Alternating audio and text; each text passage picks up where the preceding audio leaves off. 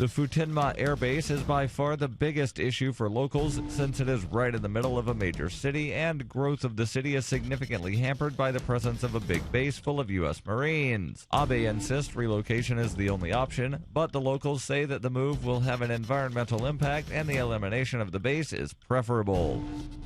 For nearly 40 years, Roberts & Roberts Brokerage has been a trusted source for buying and selling precious metals like gold and silver. They also take Bitcoin for precious metal purchases and have permanently removed the minimum purchase amount for all orders paid in the digital currency. Call Roberts & Roberts today for knowledgeable advice on buying and selling precious metals and a forward-thinking approach to new technologies. 800-874-9760 or visit online at rrbi.co.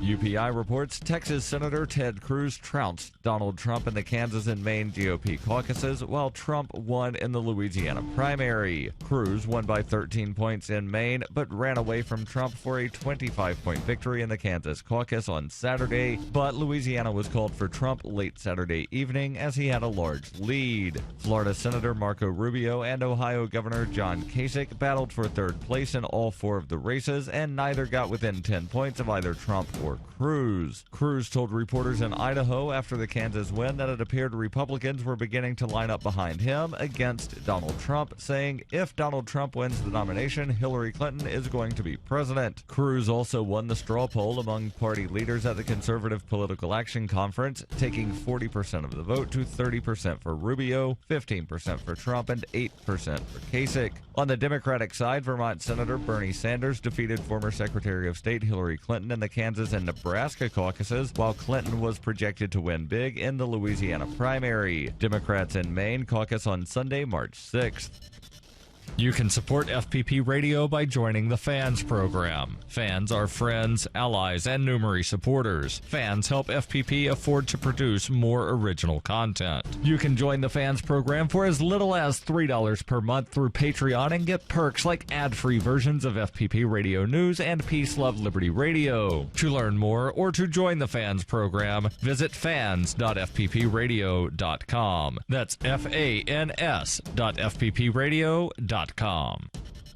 Reuters reports Amazon.com Incorporated said it plans to restore an encryption feature on its Fire tablets after customers and privacy advocates criticized the company for quietly removing the security option when it released its latest operating system. Company spokeswoman Robin Handley told Reuters via email on Saturday, "We will return the option for full disk encryption with a Fire OS update coming this spring." Amazon's decision to drop encryption for the Fire operating system came to light late last week. The company said it had removed the feature in a version of its Fire OS that began shipping in the fall because few customers used it. On-device encryption scrambles data so that the device can be accessed only if the user enters the correct password. Well-known cryptologist Bruce Schneier called Amazon's removal of the feature stupid and was among many who publicly urged the company to restore it. Apple Incorporated's legal battle over U.S. government demands that the iPhone maker help unlock an encrypted phone used by a shooter in San Bernardino has created unprecedented attention on encryption. Amazon.com this week signed on to a court brief urging a federal judge to side with Apple. This has been FPP Radio News, online at fppradio.com. A heroic broken sewage pipe floods Congress with waste. Johnson & Johnson introduces new leave-in Q-tips. This Thursday, local youth Andrew Robillard told reporters he had no idea why he couldn't wear his Iron Man costume to his grandfather's funeral. Robillard, whose grandfather passed away this week after complications from a stroke, vented his frustration to reporters and noted that his grandpa, quote, probably wouldn't even care if he dressed like Iron Man at the funeral. Iron Man is awesome. I want to wear my Iron Man suit. I am Iron Man. And in tech news, a news website refers to its users' ceaseless exchange of racial slurs as a discussion. In other news, Guinness World Records promotes the man who can lift 27 pounds with his tongue to editor-in-chief. Thursday's cry is moved up to Wednesday due to a scheduling conflict, and a family watches in silence as Dad checks out the waitress. This is the Onion News Network.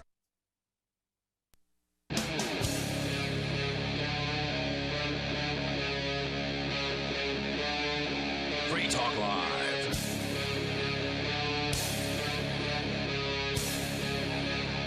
It is Free Talk Live, and it is Sunday evening, and you can call in and take control of the airwaves here on Free Talk Live. It's Mark with you. Hey, I'm Ian. And Ian's sitting in the, what do we call that? The second chair? Second chair this evening. I'm running the show. The support role? The support role. Well, I certainly am going to need that. So, yeah, I've got an article here from Reason that I think is kind of controversial right now. We like that. Yeah, so Trump, he's a big deal right now. He's ahead in as far as the delegates go. I don't know. It looks like Cruz might be catching up, but regardless, Trump's still in the lead. And the reason, the way that he made his chops was through sort of the immigration debate that goes on in this country. And many people who may disagree with Trump still I thought he made his chops just because he's, says what he wants to say. Trump was, I swear I remember a story where Trump paid people to come to his event in New Hampshire because nobody was coming. And, that's not a surprise back then. You're talking about like June or something of last year, maybe even earlier than that. I'm not entirely sure. I don't know if he was in that early. But yes, I recall vaguely the story. Yeah, and so, a lot of the candidates, it just wasn't that exciting back then, but they were trying to get their ground game going in New Hampshire. And it wasn't until, I think it was in June at the it might have been at the Freedom Fest event where he had that speech that kind of got things going, and I believe that might have been where he said that Mexico isn't sending us their best, and the rapists and that kind of comment. And that's what really sort of set things off. And he's going to build a wall, and every time anybody says anything about the wall, he's going to build it 10 feet higher. And he's going to make Mexico pay for it, he says. Yeah, right? Yeah. I thought I remembered at first that he was going to make them build it. And which makes perfectly good sense, right? Why in the world would you want U.S. laborers at $45 an hour plus benefits to build your wall when you could get Mexican laborers to do it at $3 an hour or whatever? That would be pretty ironic, wouldn't it? Yeah, just put it on the other side. It's just a line in the sand. Just put it on the other side of the line in the sand. No big deal. But, and, he keeps on saying it's going to be a wonderful wall. It's going to be an amazing wall. I wonder if it's going to be like a mall or something in the inside where, like, the whole 1,500, 1,800 miles, however far it is just going to be one giant mall. The Trump border strip mall? Yeah, where you could, well, it wouldn't be a strip mall because it'd be contained inside. A strip mall, usually all the stores face out towards the road. Yeah, okay. So, it'd be like, and malls are basically dinosaurs that are going away as time goes by, but you might be able to get people with those duty-free shopping and stuff. Did you ever see I don't know which website it was, but I'm sure if you search for abandoned malls, you'll find it. Did you ever see there's like a web page that put up a bunch of pictures of a lot of different malls, somebody going inside them with a nice camera taking pictures of like it's being regrown, like there's plants taking over inside these malls, and it's just a weird, creepy thing to look at these old malls that are just decrepit and no one goes there anymore. Right. Well, I got out of prison in 1998, and I went to the mall because I didn't know where else you shop for things. Yeah. So, first go around, I went to, I think it was Belk Lindsay, and bought, some towels and some sheets. And I'm like, this is expensive. Yeah. And, I didn't do anything but talk to anybody that day about how expensive this was. And they're like, you don't go there. You go to Marshall's or TJ Maxx or wherever. Overstock.com. Bitcoin. Overstock.com, and you can use Bitcoin, or you can go to shop.freetalklive.com and do your But you Amazon couldn't do that shopping. in 1998. No. And so I was just stunned that, wow, it's so much less expensive at these places. So ever since then, I haven't had anything to go to the mall for. No. You don't buy clothes there. You buy them at, the discount places. You don't buy, jewelry. What else is there at malls? Not much. When I was a kid, Junk. A mall was attractive because there were other kids. There was like a video game store or two or something like that. But there was never really anywhere else I went besides that. Yeah, the video game store is always good because you can go in there and you can get the latest titles before video games just came to you streamed over the internet. Right. So anyway, malls seem to be. It's fascinating to watch the decline of the mall industry. Well, it's change, and that's what you can expect in any industry. And so I don't expect to be a giant mall along the border. But I would like to see a story of a mall that is vibrant. A mall that is managed to change with the times. Because in theory, you should be able to I mean, this isn't true of all businesses, right? Some businesses, they go out of business and nobody uses that product or service anymore for the most part. And malls could be that way. But is there a way for a mall to kind of stay on top of their game and innovate and actually bring people in and, get people excited about going to the mall anymore? I don't know what, Santa Claus is that's kind of all they got. Where right? do the 14-year-olds go if they don't go to the mall? I don't know the answer. I don't know. Go destroy things in the neighborhood. Yeah, I guess. what a delight. That's what you need the security guards for at the mall. Here from Reason.com off there. So yes, as an aside, back to Donald Trump. Right. Reason.com from their hit and run blog by Zach Weissmiller. Donald Trump is wrong on immigration, sanctuary cities, and refugees. Here are the facts. So are you prepared, America, to apparently be wrong? Because No, they're not. I've seen a lot of research on immigrants, and much of the stuff that's said about them just isn't true. Now, I think that there's things that we can set up as far as immigration to address people's concerns, but at least those concerns should be true. For instance, immigrants come here and live off the teat of government. Well, that would be nice to know, and especially they can do it, but generally they don't do it. They want to work. And there's statistics to show that illegals are working, but that doesn't stop these John versus Juan emails that go around and say, Juan makes $60,000 a year off of government subsidies, and John has to work his butt off for $25,000 a year. And, just sort of perpetuating this the whole world, works off of the white man's back or something like that. That story. The shocking ascent of Donald Trump to the head of the GOP field began with a single, audacious, visually arresting campaign promise: to build a giant wall along the U.S. southern border and force Mexico to pay for it. Trump didn't get to that big, beautiful wall until week 4 of the campaign, but he demonized Mexican immigrants when he announced his candidacy. When Mexico sends its people, they're not sending their best. They're sending people that have lots of problems, and they're bringing those problems with us. They're bringing drugs. They're bringing crime. They're rapists. And some, I assume, are good people. Did he really say that? He did. Yeah, He mentioned that. At least he said that. There's certainly this is the thing that's true, right? Like if you have hundreds of thousands or millions of people Someone's coming. going to be a drug dealer. Somebody's going to be a drug dealer. Someone's going to be a murderer. Somebody's going to be a rapist. Yeah. Like there's no doubt that that's a true statement. It's just to be true, to be sort of actually true, they would have to be disproportionately more druggy, rapey, or killy And they're than not. Americans. And they're not, right? They're not. Yeah. So anyway. Aren't they actually less likely statistically to be those things? They stay under the cover because they don't want to go back to Mexico. Right, so it's hard to get statistics. They're careful. Yeah. No, there are statistics on.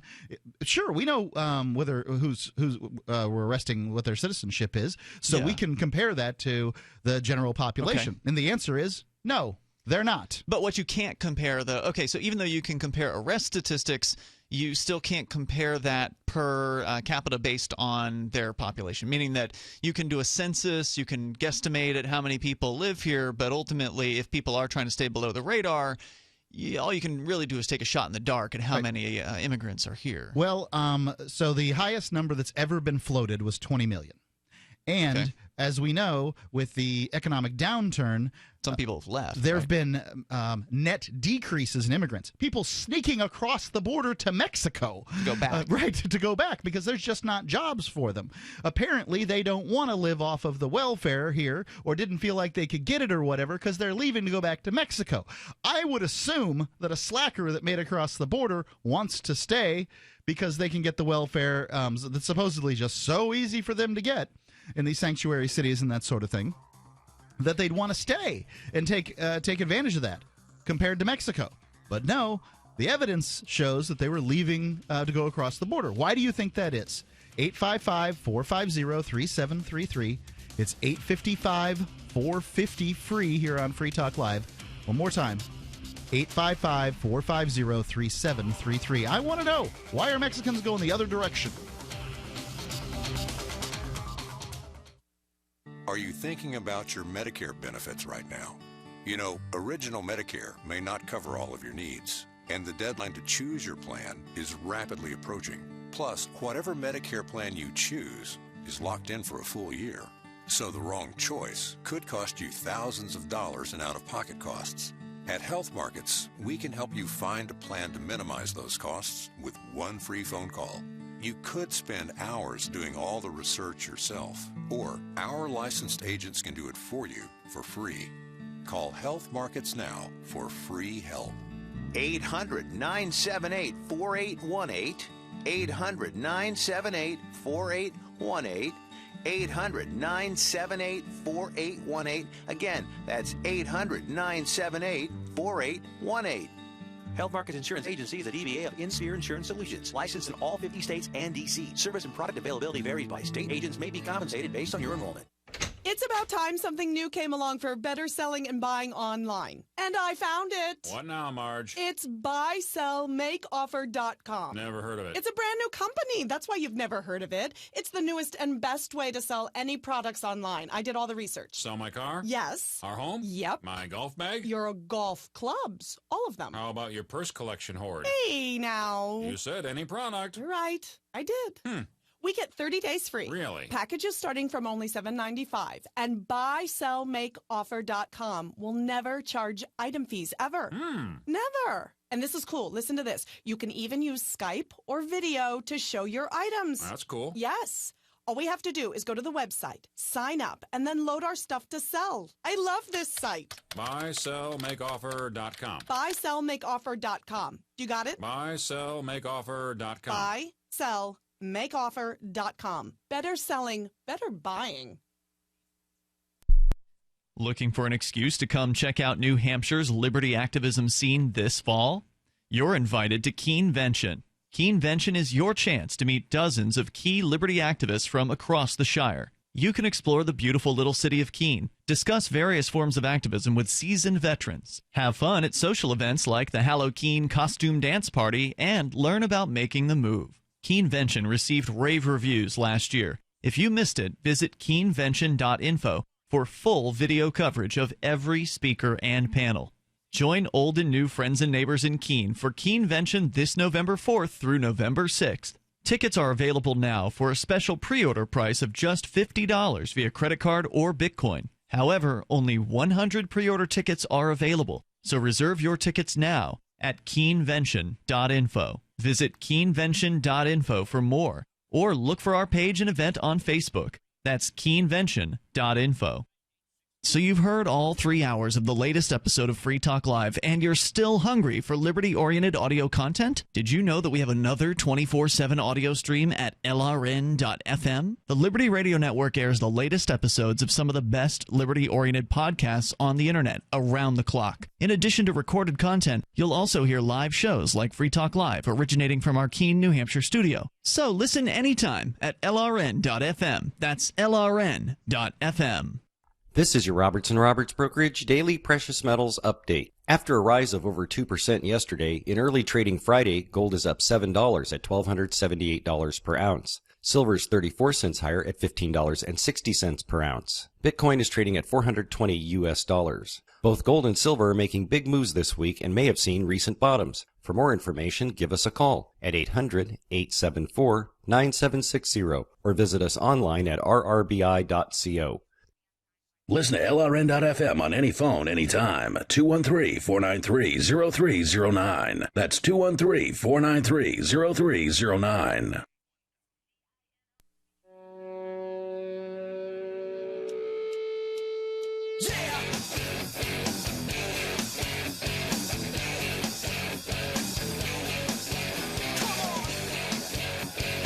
Free Talk Live. The number is 855-453. We're talking here about, well, this hit and run blog off of Reason.com. They say that Trump's wrong when it comes to immigration, and they cite a lot of facts here, and I thought it'd be worth learning a little something. Reason.com, not the place you go to hear just a bunch of stuff that you might want to hear. They give you the cold, hard facts, and they take on the issues, and I love them for that reason. I also love taking Super Beats. Super Beats is a supplement I've been taking for, I guess, a couple of months now, and what it does is it addresses heart health issues. So if you've been listening, you're probably familiar with me talking about the Nobel Prize winning authors of the study that in 1998 that addressed nitric oxide. And Superbeats is made by one of the guys from that team, of the guy from that team, basically. And it's made from beets, but it doesn't taste like beets. It tastes like sort of berry cherry flavor. And you can feel an energy boost within about 20 minutes, but I think that that's just sort of a secondary bonus to Superbeats. Really what it is it handles high blood pressure, cardiovascular health, that sort of thing. If you don't feel the results, you don't pay. It's guaranteed. You get a 30-day supply free with your first order. You also get the nitric oxide indicator strips so that you can see that it's working. It's very comforting when you use these strips because, well, there you go. You know it's working. You wait 20 minutes, 30 minutes after taking Superbeats, and then you can see that it's working. Plus, you get the free book, Beat the Odds, and all of this comes with free shipping. You can go to FTLbeats.com or call 800-951-8940. FTLbeats.com, 800-951-8940. All right, so Donald Trump. Yep, going back. In later speeches, Trump compared Mexican immigration to the Mariel boat lift in which Castro intentionally released criminals from Cuba's prisons and insane asylums, too, I might add, and sent them to South Florida along with refugees escaping communism. In the video below, Professor Joel Fetzer explains how the comparison isn't apt, pointing out that the migration from Mexico has been on a downward slope since 2005. Fetzer also debunks a number of other immigration myths, that immigrants increase unemployment among natives, that they increase the violent crime rate. This is a big one, right? The claim that they're taking our jobs. Now, do they break down and give you detail in the story on those claims? They do in this referenced article on the issue of whether or not they're taking the jobs. Do you want to step down and look at that? I think that's an important one to talk about. I mean, I understand that obviously this is an issue we've discussed before here on Free Talk Live, but immigration is one of those issues that people are still upset about. People are still concerned with. It's a key issue when it comes to election season, and every politician has to say something about it. It seems like they make a big to-do about immigration and talk about cracking down, and then of course later on down the line when they actually get elected, it doesn't happen as harshly as they had promised. And I think that's good. I mean, I don't want to see a harsh crackdown on people who, for the most part, in my opinion, are coming here to make a better life for themselves. But some people believe that the ones who are working, so there's the belief that there's immigrants who just don't work, and I'm sure there are some who don't. But in my experience, they've been hardworking folks, the ones that I've known. And, sorry, go ahead. Yeah, the reference data here is pretty extensive. And on the claim as to whether or not they are taking people's jobs. Yeah, there's 10 pages on this PDF, so I'm not going to be able to go through that. Yeah, but here. there's a lot of expecting that question. So let me just take a crack at what they might be saying and boiling down the 10 pages. As far as taking jobs, there are jobs that Americans just don't seem to want, number one. Oh, yeah. Working out in fields, not exactly a real pleasant job to have. There was a story out of Georgia when they a few years ago. Yeah, this is quite a few years ago. They had stopped. Basically, they'd passed all these laws against illegal immigrants and that sort of thing with the intention of. Yeah, weren't they aping the Arizona laws? I think maybe that's what it was. Yeah, I think they were. And they, with the intention of bringing probationers and people who are on parole and that sort of thing in to work the fields. These people will work the fields because if they don't work the fields, we'll send them back to prison. They actually had people saying, take me back to prison. I don't want to work in your stinking fields. I can't do this. I can't blame them. And I didn't want to work outside when I was in jail. Well, I was in jail for civil disobedience, and I was grateful to have been given the kitchen detail. Because if you don't do what they tell you in jail, usually you go to solitary confinement. Okay, so here's an analogy for you. One of the things, the Mongols, the conquerorist people in the history of the world, Mongols conquered more of the world than anybody else. They had this system where they would attempt to keep the next generation out on the steppes. The steppes was this, people who are basically hunter-gatherers out there hunting food and that sort of thing, because when they would come in and they'd work in, they'd be, the sons and daughters of royalty in the cities, they'd be soft and they wouldn't want to work. So what you'd see over and over again is that these people would conquer, and then they'd spread out, and then they get pushed back by the other kingdoms because they didn't have any. They were only good at conquering, and they were only good at conquering when they were out on the steppes, when they were growing up out there. And I would suggest that people like you and me, Ian, people who grew up in America, don't have what it takes to have built America. America was built by people who lived in the most desperate of circumstances. Yeah. People who were welcomed by the Statue of Liberty. Give us your poor, your weak, your weary and downtrodden. Are they going to change? Yearning to be free. Yeah, are they going to change the Statue of Liberty after the wall gets built? And I don't know what they're going to do with it. Probably not. Maybe make it a statue to Trump. I think that the Emma Lazarus poem, New Colossus, is just annoying to people who don't like immigrants.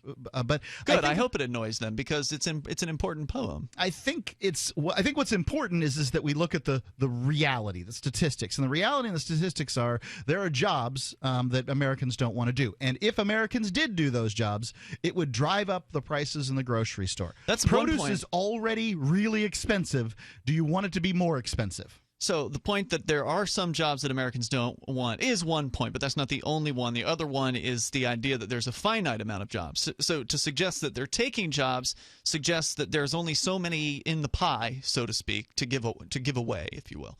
But the thing is, as more people come here, there are more jobs created. Right. Every one of those people that comes here to pick lettuce, like I saw down at Mexicali near the border when I was just on my trip recently. Foxy romaine lettuce grows a whole bunch of stuff out there in the desert, just throwing water on desert soil. And they, all those people that pick that, they need places to sleep. They need to eat things. They need to drive around. Even if they're driven around on a bus, that bus needs fuel. So they require things to subsist. Somebody has to provide that stuff to them. That means it expands the marketplace. The next generation, their kids then move up and do other jobs that then supply the next generation of immigrants. And I'll tell you, Americans aren't having enough kids to sort of replace the ranks anyway. So immigration, well, it's a net positive. It used to be you wanted to conquer land and you wanted to conquer people. The reason was those are resources. 855-450-3733. It's 855-450-FREE. Free Talk Live. Don't know what's in your drinking water? Better get a ProPure. With the Pro 1 G2.0 all-in-one filter, remove over 200 contaminants, including fluoride and lead. Taste water the way nature meant it to be. Clean, crisp, and refreshing. See the complete line of ProPure water filtration products. There's a ProPure system for you. Visit your authorized ProPure dealer for details on our current free shipping special or ProPureUSA.com. That's ProPureUSA.com. Owe $10,000 or more to the IRS? Get on board with the Tax Admiral. Don't pick on the IRS alone. I'll cut penalties and reduce your overall tax bill. Sometimes I can even get it zeroed out completely. We're an A-rated company helping people clean up their mess with the IRS. If you owe $10,000 or more, then call the Tax Admiral. Call 800-287-7180. Again, that's 800-287-7180. 800-287-7180.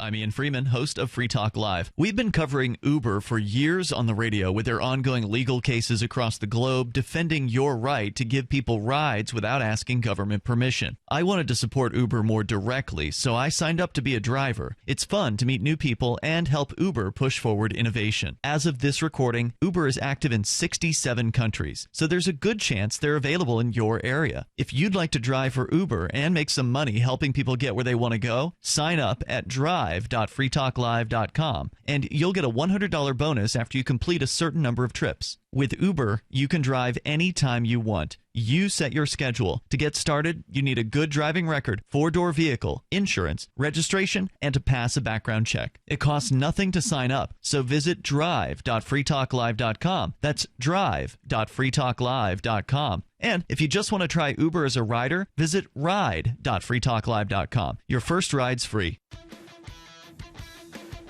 Liberty activists around the country are starting to realize politics alone won't set us free. So what will?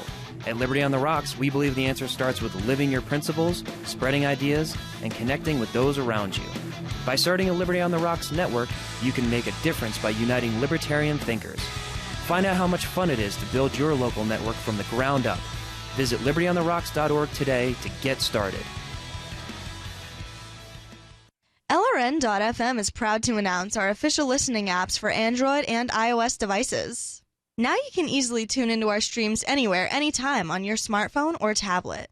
Just visit apps.lrn.fm or search for LRN.FM in the Android or Apple app stores. Please download, rate us 5 stars, then share the link on your social media and let your friends and family know how you're listening to LRN.FM. Download it now, free at apps.lrn.fm. Free Press Publications is an independent, alternative media and publishing company founded in June 2009 with the mission of ensuring a free press for the freedom movement and is committed to spreading the message of peace, freedom, love, and liberty. FPP also gives new authors an avenue for publishing freedom-oriented material. FPP brings you daily news and commentary on the website fpp.cc, as well as a daily 5-minute newscast, FPP Radio News, and weekly news, views, and commentary in the FPP Freedom Minute and Peace, Love, Liberty Radio at fppradio.com, and the monthly newspaper FPP News at news.fpp.cc. Find FPP online at fpp.cc.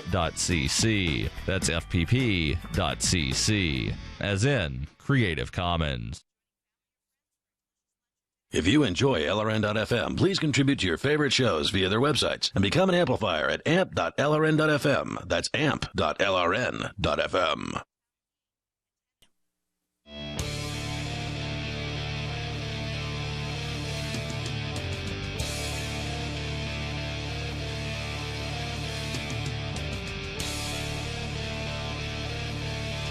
Going through the article here from Reason.com. It's Free Talk Live.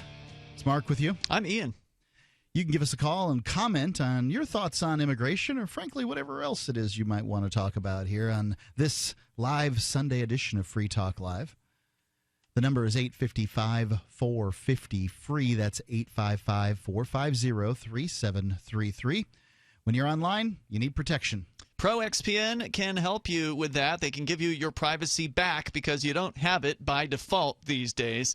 They're a virtual private network, and they encrypt your data right from your computer or your mobile device. So whether you're on Windows, Mac, iOS, Android, or you're using Linux, they've got support for you. Go to proxpn.com, use code FTL50, and you get 50% off their regular monthly price for the lifetime of an annual account. It can be cheaper per month than a good cup of coffee. And ProXPN, by the way, unlike other VPNs, ProXPN keeps no logs of your activities whatsoever. And if you're a Windows user, ask ProXPN about changing your DNS settings for even greater anonymity. Use the internet the way it was meant to be used. Go to proxpn.com now. Use code FTL50 and take back the privacy that is your right. That's proxpn.com with code FTL50. It's great service, and there's times when you want to be private on the internet, especially if you're heading out doing little transactions, maybe out in a coffee shop someplace. It's a real good idea to use a VPN, whether it's on your mobile device or on your laptop. Yes. Going on, Trump crashed in on an emotional-laden issue with most Americans, including Republicans. Did he crash in or cash in? Cashed. I'm sorry. Apparently there's something on my glasses.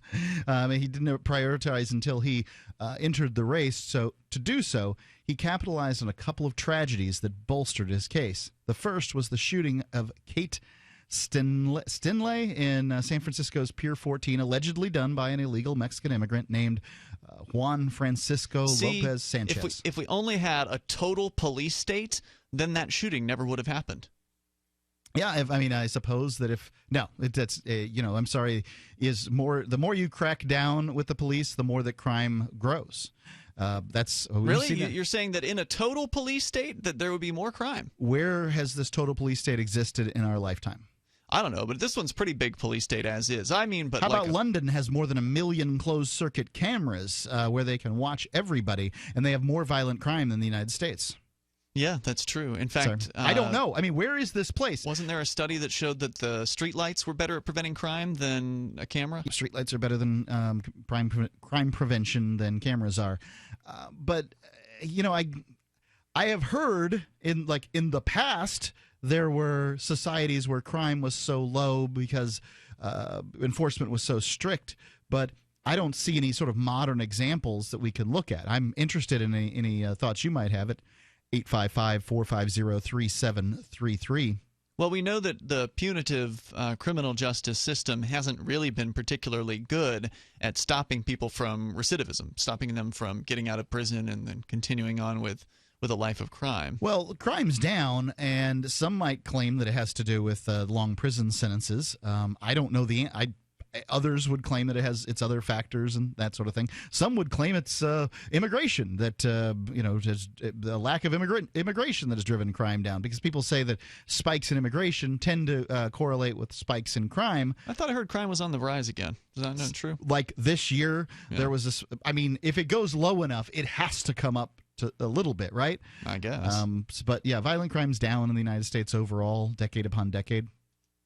Anyway, going on here, the shooting occurred in July 1st, less than a month after Trump began his campaign. The timing couldn't have been better, and Trump doubled down on the issue, though he didn't bother to personally call Stinlay's family and offer condolences or support until Stinlay's brother called him out in the media. Watch the video below, and he's got a video here, obviously, of why Trump is wrong to use a woman's tragic death to criticize sanctuary city policies. New immigrants, including illegal immigrants, are less likely to commit violent crime or property crimes than U.S. citizens. There's very little evidence that crime rates are higher in sanctuary cities than in non-sanctuary cities. Trump sees now that's comparing cities to cities. Yeah. If you compare cities to the country place, you're always going to find that cities where there are more people, there will be more crime. Right. And there are immigrants that live in the country as well, right? So sure. But that's interesting. So what you're saying is city to city, there's the sanctuary city. And for those that don't know, the idea of this sanctuary city, the theory is that certain cities have policies that basically prohibit the police from enforcing immigration status checks, essentially, right? Like to where if they come across someone who is Hispanic, they can't just ask them for their ID or something like that. Yeah, the idea is to sort of pare down the enforcement of immigration laws. If somebody gets arrested, obviously once they're in the system, they can be dealt with by ICE at that point, Immigration Customs Enforcement or whatever they're called.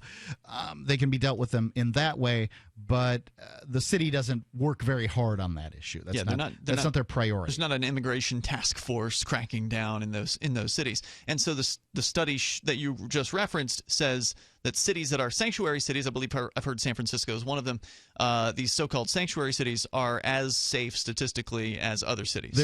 They claim there's very little evidence to suggest otherwise. So suggesting that there is some little evidence to suggest that they are. And also another thing I'd like to point out about cities is, most of them don't let people have guns. That's true. And it tends to, there are those that believe that firearm ownership tends to diminish crime. And I can tell you, here in New Hampshire, Vermont, Maine, where it's relatively easy to own a firearm, crime is quite low. And if you, for instance, in these rural towns surrounding where we live here in Keene, New Hampshire, if you decide you're going to commit a burglary or something like that, you're just as likely to end up dead. That's just the end of the story. You don't break into people's houses that have guns. It's a bad idea. Right. Your career will be very limited. Yeah. Trump seized on another political opportunity in the wake of the terrorist attacks in Paris by declaring that he'd put a halt to all the Muslim immigration until we figured out what's going on, as though we don't know what's going on. Again, Trump is wrong because the U.S. government does indeed have a pretty good idea about what's going on. For a glimpse at the multi-tiered bureaucracy refugees must navigate in order to arrive here, they've got a video. Well, this is reminiscent of an argument that some libertarians will trot out, and I presume these are the people who call themselves libertarians who support Donald Trump that are trotting these arguments out. the idea that, well, we just got to get our house in order. I support immigration, but just not while we have a messy government. We just need to get rid of the welfare system, and we need to make sure this is what Trump is saying. When we know what's going on, when we can get everything working right, then we'll open up the borders again. And because that'll work, right? I can totally see why you would have to do something for with the welfare system in order to get people on board with allowing more immigration. Now, I suggest that more free immigration is good for our economy. And I am willing to, and I would be delighted if there would be some sort of what I like to call the blue card, a form of immigration where people can come in, they can stop off at a border checkpoint, give their name, whatever identifying information they've got, date of birth, shake a piece of paper at the bureaucrat and say, I'd like to come in. And that person has no eligibility for any government programs whatever. No welfare. There's no mandating that hospitals provide them care. There's no mandating that they be provided school. Nothing. All they get to do is come here and have a better life for themselves. And I also think that they should be exempt from the minimum wage laws, that sort of thing. And that way they can compete in whatever level they wish to compete. But, I think there has to be a give and take when it comes to immigration. In order for us to see the benefits, the economic benefits of these people coming here and working hard, because that's all I want. This country was built by hardworking immigrants, not lazy, native-born like me and you, Ian, people that can't handle a full day's work out in the sun. That's why I went into radio. Right. 855-450-3733. I want to press buttons for a living. It's 855-450-FREE, Free Talk Live. I want to hear your points on this, because I know that my beliefs are somewhat fringe. 855-450-FREE. The live Sunday show. Today, how to incorporate your business in just 10 minutes so you won't lose everything if you get sued. Step 1, stop putting it off. If you're not incorporated and someone sues your business tomorrow, it's not just your business at risk. You can lose everything: your home, your car, even your life savings. Step 2, call the following number for a free 10-minute incorporation guide from Incorporate.com. 1-800-975-5269. They don't provide legal or financial advice. They just make incorporating quick and easy. So you can incorporate or form an LLC in just 10 minutes. That number again is 1-800-975-5269. Step 3, congratulate yourself. By taking just 10 minutes to incorporate your business or form an LLC, you protected your home, your car, and your life savings. And that is how you incorporate your business in just 10 minutes. But hurry while they're still giving away these 10-minute incorporation guides for free. Call 1-800-975-5269. That's 1-800-975-5269. It's about time something new came along for better selling and buying online. And I found it. What now, Marge? It's buysellmakeoffer.com. Never heard of it. It's a brand new company. That's why you've never heard of it. It's the newest and best way to sell any products online. I did all the research. Sell my car? Yes. Our home? Yep. My golf bag? Your golf clubs. All of them. How about your purse collection hoard? Hey, now. You said any product. Right. I did. We get 30 days free. Really? Packages starting from only $7.95. And buysellmakeoffer.com will never charge item fees, ever. Never. And this is cool. Listen to this. You can even use Skype or video to show your items. That's cool. Yes. All we have to do is go to the website, sign up, and then load our stuff to sell. I love this site. Buysellmakeoffer.com. Buysellmakeoffer.com. You got it? Buysellmakeoffer.com. Buysellmakeoffer.com. Better selling, better buying. On Free Talk Live, we're bringing people to the ideas of liberty every day. From wrestling superstars like Glenn Jacobs. You guys really are having an impact, I believe. Like I said, a lot of where I am now is due to listening to Free Talk Live. You changed my mind on some very important issues years ago. To random people tuning in on the radio. I was kind of stuck in the left-right paradigm. I heard your show by chance on a Saturday night. From there, I went on, joined the Free State Project, and become an amplifier. So, I mean, that's really the reason why I amp is because I know that if it wasn't for you guys being on as many stations as you are, I never would have found the ideas of liberty. Your amp will directly change more lives by getting Free Talk Live in front of people looking for talk radio online and on the air. When you amp Free Talk Live, you get perks like access to the AMP-only Facebook group and AMP podcast. Visit amp.freetalklive.com. DVD, books, music, instruments, periodicals, computers, software, electronics, photo, cell phones, office products, home and garden, bed and bath, furniture, kitchen, pet supplies, automotive, hardware, apparel, shoes, jewelry, grocery, healthcare, sports and outdoors, toys, games, used, and more. It's a department store at your fingertips. Shop.freetalklive.com. Get all your shopping done, get a great deal, and a portion of your purchase goes to benefit Free Talk Live when you enter Amazon via shop.freetalklive.com. Radio is the most personal of mediums. I exist right now in your head. If you listen to Free Talk Live regularly, you know me. Free Talk Live is on more than 160 radio stations around the U.S. and has been downloaded on every continent around the world. Hundreds of thousands of listeners with ad packages from $600 a month to $6,000 a month. Imagine what we can do for your business, project, website, or idea. Email me, mark@freetalklive.com. You can put the Liberty Radio Network on the air in your area. Visit broadcast.lrn.fm to learn how. Broadcast.lrn.fm.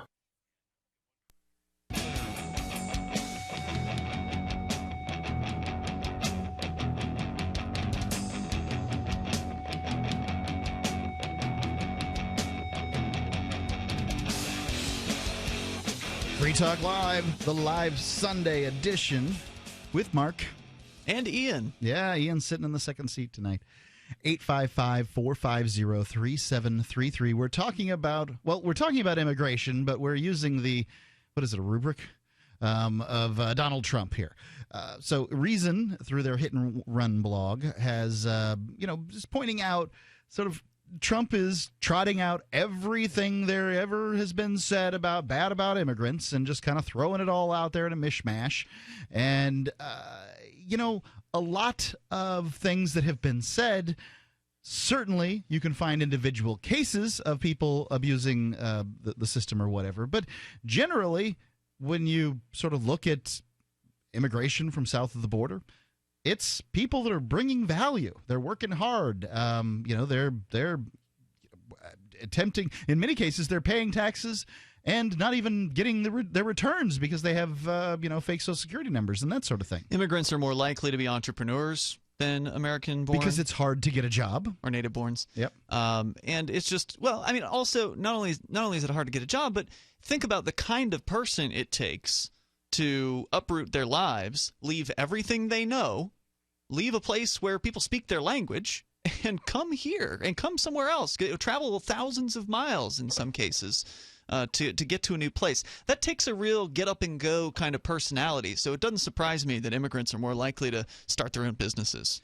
Well, we can certainly look through U.S. history, and we can see that immigrants from all over the world have been a huge benefit. Right. I'm not saying just people from Mexico or south of the border. I mean anyone from anywhere who's got the gumption to come here to change their circumstances in life like that. That's something special. They've had bad things to say about the Germans, the Chinese, the Irish, the Italians, and everybody, the Greeks. I mean, they come to mind. There's pretty much everybody from everywhere who's come here in any sufficient quantities has had some kind of culture clashes or whatever. And then a generation later, everybody's fine with it, like everything was, there was no problem at all. Yeah, now they're all having babies with one another. Yeah, what's the big deal? Yeah.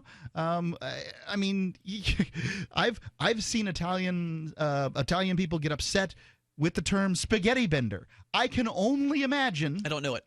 But it's talking about the food, right? There's always food differences in any ethnicity. I can only imagine the upset they must have had in their lives with somebody who called them a spaghetti bender.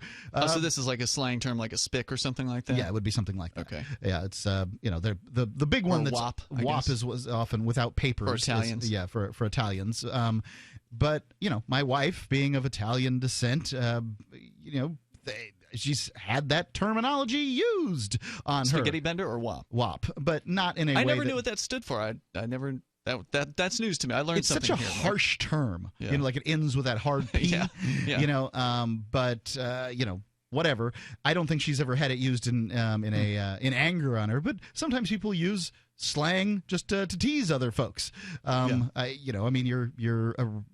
given last name, what is it? Your surname or that you were born with was French, and I've teased you a couple of times about being a Frenchie or a frog, and it doesn't mean anything to you because you don't feel French, right? No, and it wouldn't mean anything to me if you tease me because I'm white or have brown eyes. I mean, whatever. There you go. Let's go to Ralph in New Jersey. I'm sure he's going to add to this. Ralph, your guy Trump. He's not so. You get into me right away. But first of all, since Obama has not said anything about this, guys, let's say a prayer. Let's have a moment of silence. What are we having a silence? That doesn't really work on the radio. What are we talking about? Hold on a second. Let me allow me to finish, okay? Because this is a serious thing I'm going to say. A moment of silence. Our thoughts and prayers goes to the family of Nancy Davis Reagan.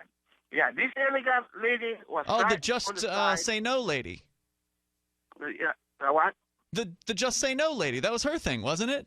Just Say No. That's about that, sir. Yeah. If I recall. Yeah, didn't she create that? But I think she did. Okay. All right. Yeah. All right. But nevertheless, we won the law. Not something worth remembering. The country won the laws of this elegant lady.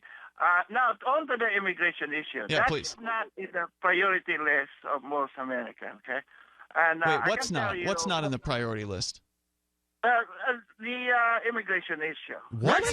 It's the biggest issue of the whole election season. Well, okay, here. And you're a Trump guy. If you were going to attend a protest, what would your sign say? Now, again, this is an Esquire magazine survey, okay? If I was going to attend a protest, what would my sign say? What would your sign say? My sign would say, Republicans and Democrats, leave me the hell alone, you little babies. I would have a similar sign, but mine would say, U.S. out of NH. Feds go home. That's enough already, sir. According to this survey here, garnered 36%, okay? Then we have make English America's official language garnered 24%. That's a pretty big chunk. Hold up. I just want to make sure I'm understanding what you're saying because you can be a little hard to understand over the phone. You're saying 24% of Americans say they want English to be the official language? They want English to be the official language of this country. Do you think that's an important issue? That's a very big chunk. I agree with you. I definitely agree with you. That is a very big chunk. Then we go on to the next. Well, let's address that real quick. Yeah, I want to talk about that. Yeah, I want to talk about that real quick because I think what's important. Hashtag, sir, listen. Hashtag Black Lives Matter. I don't want to go on. No, put them on hold or something because I want to talk about that. I want to talk about that English is the primary language in the United States. So I think. Here's what my take on it is. No American should have to pay to translate government documents into 180 different languages. But I would point out, Frank! I don't think. No. Listen, I would point out that New Mexico has a constitution. What's that? His name's Ralph. Ralph. Oh, yeah, I keep calling him Frank. Ralph, I'd point out that Mexico has a constitution that's written in Spanish also. Thank you for pointing that out, that I don't have to press 2 for English. That is when I make a telephone call to Ralph, something. Okay, you should have to press whatever number the company wants you to press. I mean, if I call a company that, for instance, deals with people who speak whole bunches of different languages, I don't see a problem with them having different options for people to speak it. It should be English straight all the way on the ATM machine. Why should I say? Do you prefer? You don't know how to run a business, do you? Right.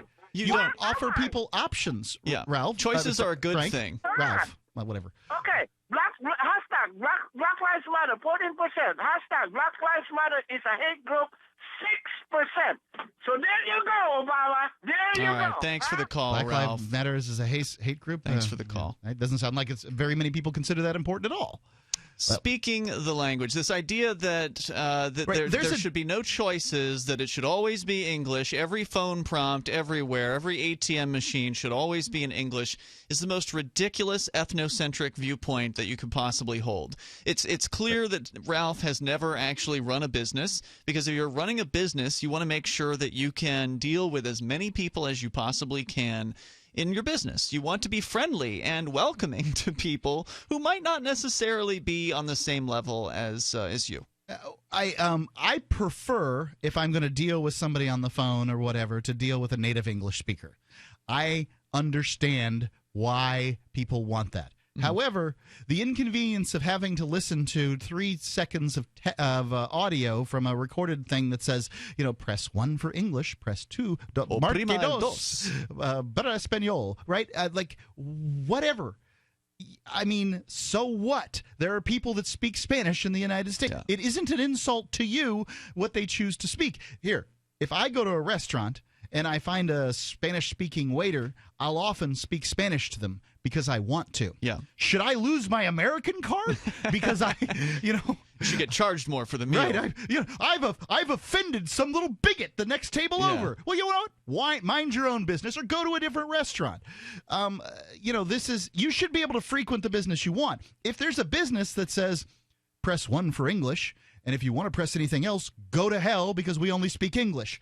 That should absolutely be your right. They should be able to do as that, a business owner.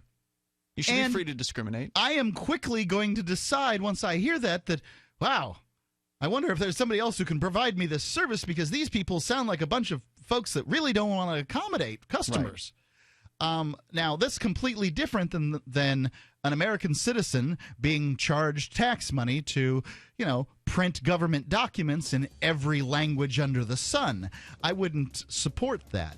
I would say that, they probably should be written in English or, at the very most, written in English or Spanish, maybe French. There are native French speakers in the United States. There's native Spanish speakers in New Mexico, as the Constitution was. So, whatever languages people natively speak that are U.S. citizens. 855-450-3733. That's 855-450-FREE. Free Talk Live. DVD, books, music, instruments, periodicals, computers, software, electronics, photo, cell phone, office products, home and garden, bed and bath, furniture, kitchen, pet supplies, automotive, hardware, apparel, shoes, jewelry, grocery, healthcare, sports and outdoors, toys, games, used, and more. It's a department store at your fingertips. Shop.freetalklive.com. Get all your shopping done, get a great deal, and a portion of your purchase goes to benefit Free Talk Live when you enter Amazon via shop.freetalklive.com. Currency is too important a thing to be left in the hands of government bureaucrats, especially when billions of dollars can be created with the swipe of a pen. Overstock.com supports the cryptocurrency movement because it returns the power of an inflation-proof money to the people where it belongs. Did you know that you can use Bitcoin to pay for anything Overstock.com sells while enjoying free shipping on orders of 0.211 Bitcoin or more? If you support freedom in the cryptocurrency movement, you should support Overstock.com. This Your Family Today tip is brought to you by Nestle Pure Life Water, helping you drink better and live better by providing a zero-calorie alternative to sugary drinks. Visit us at nestle-purelife.us. When kids are playing, they often don't want to stop to keep hydrated, so send them out with a bottle of water and encourage them to take frequent drink breaks, or call them inside for a quick sip. For more tips like these, visit us at parenthood.com/yourfamilytoday. The 3 most important things you can do for Free Talk Live are 1. Share 1 episode a week on Facebook or in some other social networking site. 2. Buy the things you buy online through shop.freetalklive.com. 3. Give $5 a month to the AMP program. It's my firm belief that Free Talk Live's AMP program is the best use of your charitable dollar among liberty-oriented organizations. Support all the organizations you love, but make sure you give $5 a month to AMP at amp.freetalklive.com. You're listening to the live edition of Free Talk Live. Hour number 2 is next after the news here on the Liberty Radio Network at LRN.FM. From Keene in the Shire, the Liberty Media capital of the world, this is Daryl W. Perry, host of FPP Radio News for Sunday, March 6th, 2016. Silver is trading at $15.53 per ounce. Gold is valued at $1,259 per ounce. And according to BitcoinAverage.com, the average price of Bitcoin is $407.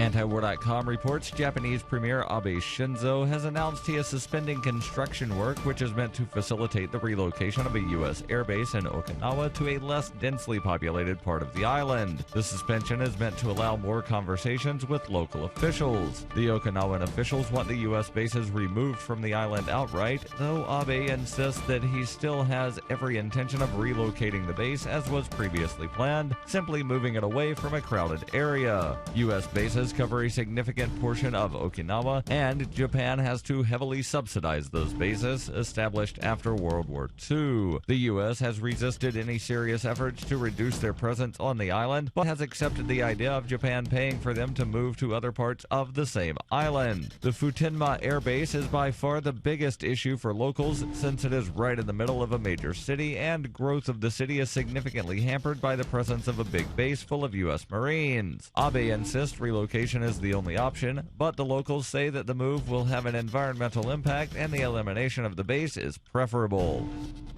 For nearly 40 years, Roberts & Roberts Brokerage has been a trusted source for buying and selling precious metals like gold and silver. They also take Bitcoin for precious metal purchases and have permanently removed the minimum purchase amount for all orders paid in the digital currency. Call Roberts & Roberts today for knowledgeable advice on buying and selling precious metals and a forward-thinking approach to new technologies. 800-874-9760 or visit online at rrbi.co. UPI reports Texas Senator Ted Cruz trounced Donald Trump in the Kansas and Maine GOP caucuses, while Trump won in the Louisiana primary. Cruz won by 13 points in Maine, but ran away from Trump for a 25-point victory in the Kansas caucus on Saturday, but Louisiana was called for Trump late Saturday evening as he had a large lead. Florida Senator Marco Rubio and Ohio Governor John Kasich battled for third place in all four of the races, and neither got within 10 points of either Trump or Cruz. Cruz told reporters in Idaho after the Kansas win that it appeared Republicans were beginning to line up behind him against Donald Trump, saying if Donald Trump wins the nomination, Hillary Clinton is going to be president. Cruz also won the straw poll among party leaders at the Conservative Political Action Conference, taking 40% of the vote to 30% for Rubio, 15% for Trump, and 8% for Kasich. On the Democratic side, Vermont Senator Bernie Sanders defeated former Secretary of State Hillary Clinton in the Kansas and Nebraska caucuses, while Clinton was projected to win big in the Louisiana primary. Democrats in Maine caucus on Sunday, March 6th. You can support FPP Radio by joining the Fans program. Fans are friends, allies, and numerous supporters. Fans help FPP afford to produce more original content. You can join the Fans program for as little as $3 per month through Patreon and get perks like ad-free versions of FPP Radio News and Peace, Love, Liberty Radio. To learn more or to join the Fans program, visit fans.fppradio.com. That's fans.fppradio.com. Reuters reports Amazon.com Incorporated said it plans to restore an encryption feature on its Fire tablets after customers and privacy advocates criticized the company for quietly removing the security option when it released its latest operating system. Company spokeswoman Robin Handley told Reuters via email on Saturday, "We will return the option for full disk encryption with a Fire OS update coming this spring." Amazon's decision to drop encryption for the Fire operating system came to light late last week. The company said it had removed the feature in a version of its Fire OS that began shipping in the fall because few customers used it. On-device encryption scrambles data so that the device can be accessed only if the user enters the correct password. Well-known cryptologist Bruce Schneier called Amazon's removal of the feature stupid and was among many who publicly urged the company to restore it. Apple Incorporated's legal battle over U.S. government demands that the iPhone maker help unlock an encrypted phone used by a shooter in San Bernardino has created unprecedented attention on encryption. Amazon.com this week signed on to a court brief urging a federal judge to side with Apple. This has been FPP Radio News, online at fppradio.com. Researchers at Princeton University's Department of Sociology have made a major leap in our understanding of social interaction. We conducted trials in 90 supermarkets across the country and found that essentially 100% of people disapproved of having a stranger hit them across the face and then expose their genitalia right in the middle of the supermarket, which we found very interesting. Researchers observed similar reactions when the subject hurled shopping carts toward unsuspecting shoppers, stood in the deli section rubbing cold cuts against his chest, or got right near cashiers' ears and began loudly singing Yankee Doodle. In this particular trial, we had our subject, Kevin, take off his shirt, tape a banana to his forehead, and charge at various shoppers like he was a rhino. Within 20 minutes, store owners called the police and he was arrested, allowing us to come to the conclusion that this type of behavior is still considered at least somewhat taboo. This is the Onion News Network.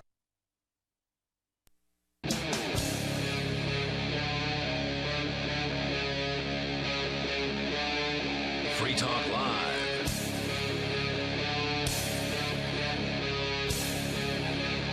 It is Free Talk Live, and we are live this Sunday evening. It's Mark with you. And Ian. In the last hour, we were talking about, Donald Trump, immigration. These two sort of go together. And, been soliciting calls on the subject. We do have other things to talk about, but you are welcome to call in on any issue. Like a raping cop. There's that coming up. Let's go to Paul in Kansas City. Paul, you're on Free Talk Live. What's on your mind, sir? Hello?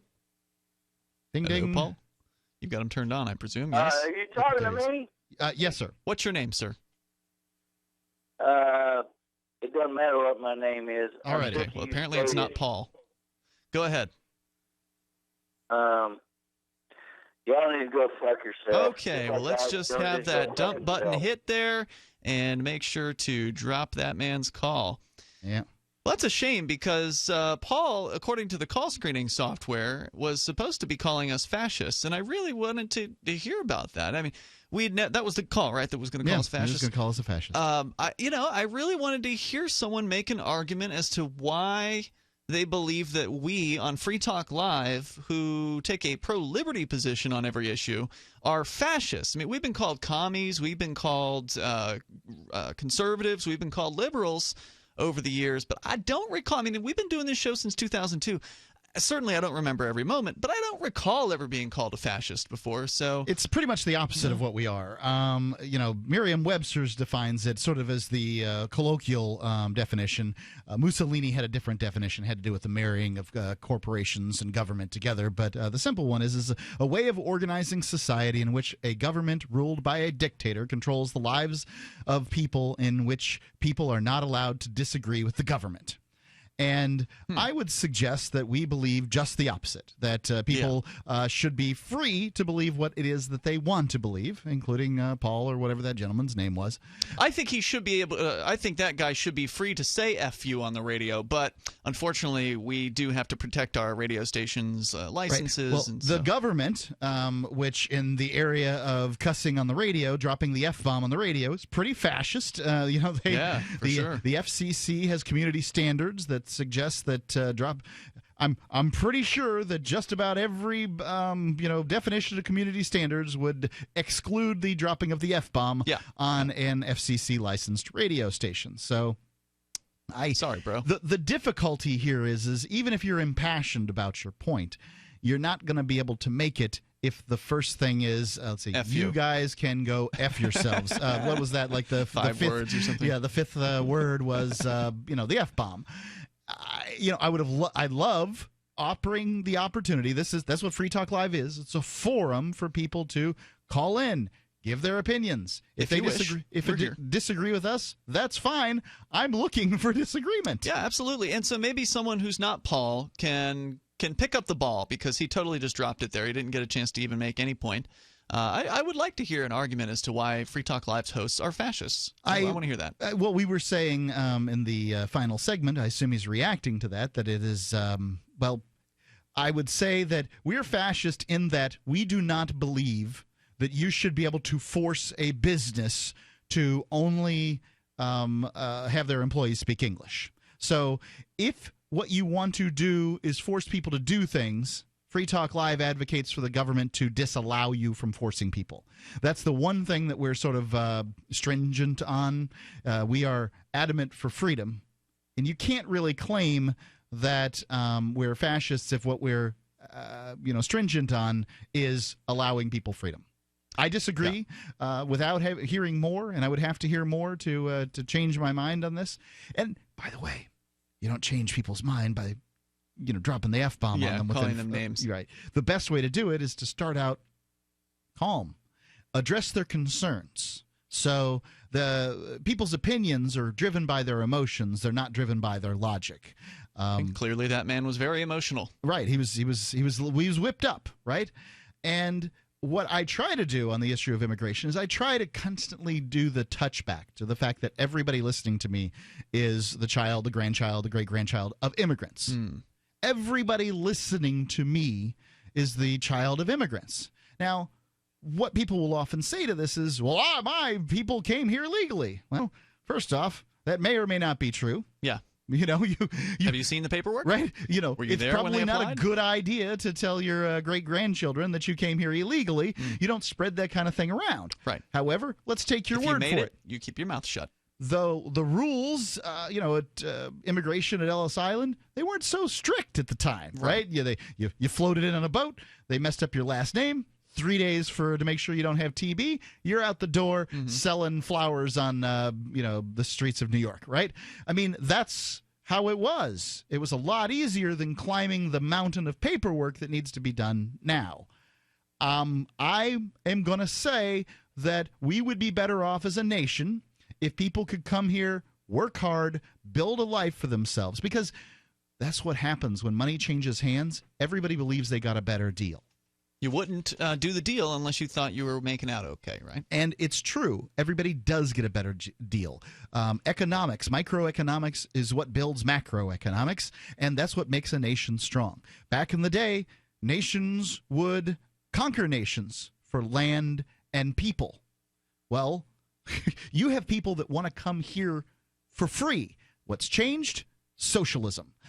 So the country now hands out a bunch of free stuff, and it makes the people who work hard upset. The hardworking voter, they're upset. They're like, I don't want to hand out a bunch of free stuff to a bunch of people who come here and sit on their butts. Well, I got news for you. The people who sit on their butts were born here. Generally. That's what the evidence shows here from the Reason Magazine article that we went through in the first hour. Yeah, and shouldn't they be getting upset just about the fact that free stuff is being given out to, shiftless people in general? Right. Why is it that somebody born in San Diego, I'm somehow obligated to support, but somebody born in Tijuana, a few miles away, like, well, that is immoral to support that person? If you believe in forced redistribution of wealth, and I do not, if you believe in it, why is it that you only want to do it inside the polygon known as the United States? Why don't we take all the money from the rich and the poor and everybody in the United States and pass it out amongst the world's poor? I mean, you want to? They talk about the occupiers talk about the 1%. Yeah. Well, the 1% of the world is the poor people in the United States. They're part of the 1% of the world. So why don't we do that? Why don't we distribute all our wealth? If that really worked, because it doesn't. No. It does not make all boats rise. Then if that's a good idea, let's just give away everybody's money. If you were to tomorrow, if you were to wake up and everyone's bank accounts people who don't have bank accounts were to have bank accounts and everyone were to have the same amount of money in that bank account. Donald Trump had his wealth reduced significantly down to whatever that arbitrary amount would be.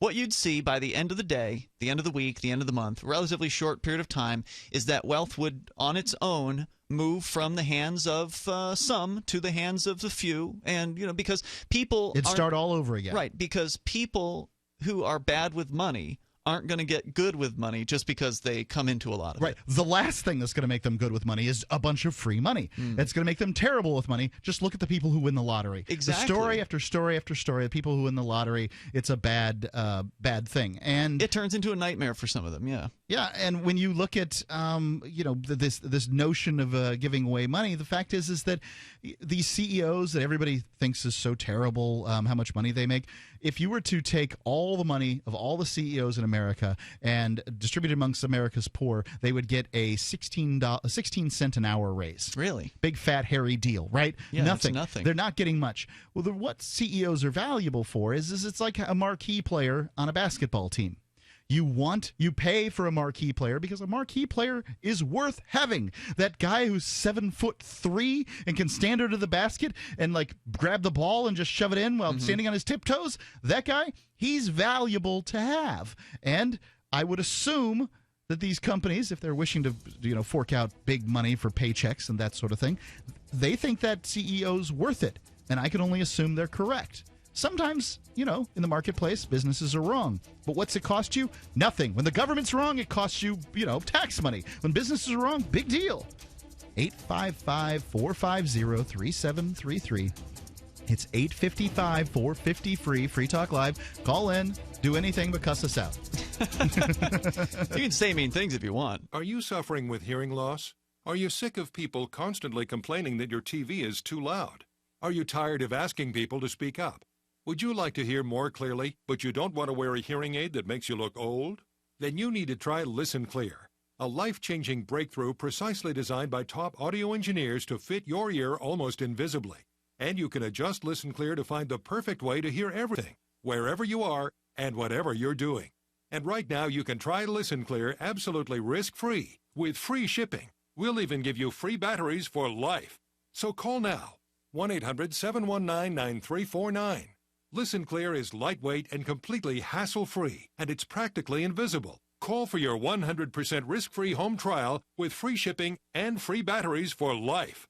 For free information, call now, 1-800-719-9349. That's 1-800-719-9349.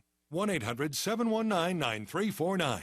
I'm Nick Soboleski, a Select Quote agent with a true story that could save you hundreds of dollars a year. A woman named Linda just called. Her husband, Ray, has a $300,000 group life insurance policy, but is changing jobs and can't take it with him. Well, I impartially shopped the highly rated term life insurance companies we represent and found Ray, who is 41 and takes medication to control his cholesterol, a 10-year, $500,000 policy for under $26 a month.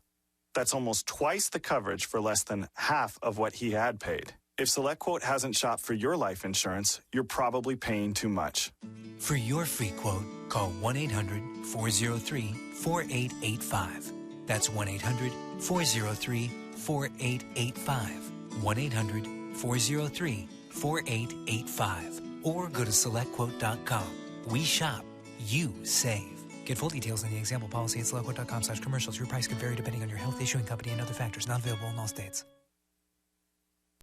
Every once in a while, you get information that's worth changing your life for. This is one such time. You can save up to and beyond 25% on all purchases at Amazon. You probably heard of Bitcoin and just not thought much about it. You certainly know that you can get competitive pricing at Amazon, but now you can get a 25% discount on nearly everything you need to live. I've just given you a huge raise, and all you have to do is claim it.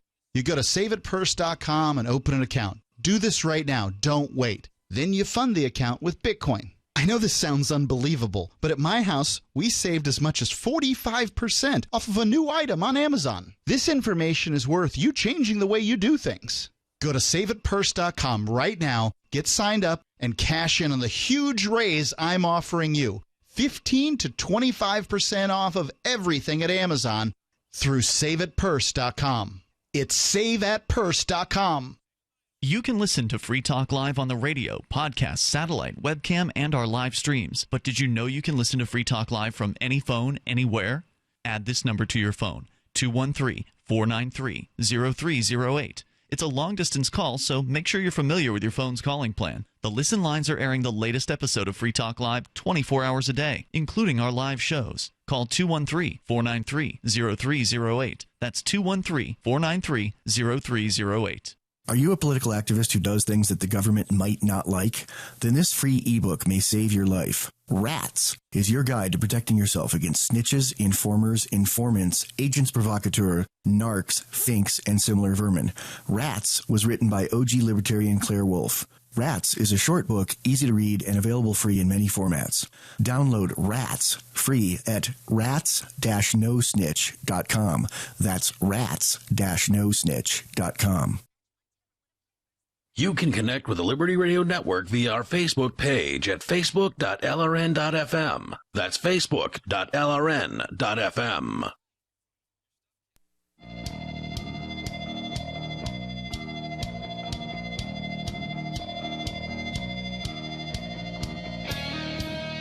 Free Talk Live. We've been talking about immigration here, and you can call in about that topic or anything else if that's what you wish to do. The number's 855-450-3733. It's 855-450-FREE. I know that my take on immigration is shocking to some.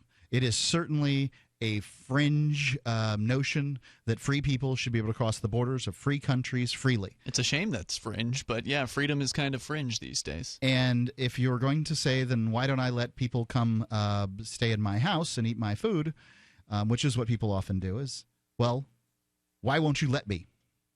If I want to sponsor somebody to come here from another country and I want to put them up in my guest room, shouldn't I be able to do that? Why is it anyone else's business? As the citizen, as a United States citizen, land of the free, home of the brave, we should be able to be brave enough to allow American citizens, at the very least, to sponsor people, make sure that they've got a place to stay, make sure that they've, they're settled and everything, and then once they're, living life on their own or whatever, then they should be able to sponsor somebody, another person. To suggest that I'm not allowed to do that suggests that you somehow have claim over my life and my property. Now, how is it in a free country that you can tell me who I can bring into my house and let eat my food? Majority rule. Yeah, well, that's it. This isn't a democracy. The same people who would say that would likely say this is a republic. They might. I don't know exactly what that means.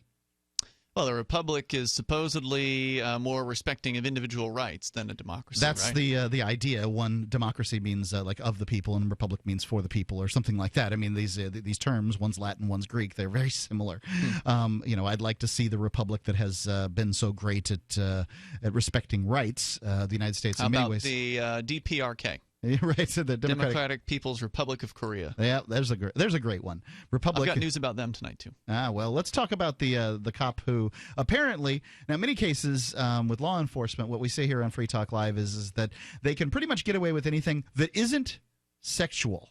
If they get caught with something that's something that's sort of sexual, then they get the book thrown at them. Yeah, we've seen stories about. I remember one of the most memorable stories about a cop getting in trouble for something sexy was the cop that mowed his lawn in his underwear. Yeah, which doesn't make a lot of sense to me because he got fired. If he would have mowed his lawn in a pair of bike shorts, which were popular, do you remember those in the 80s?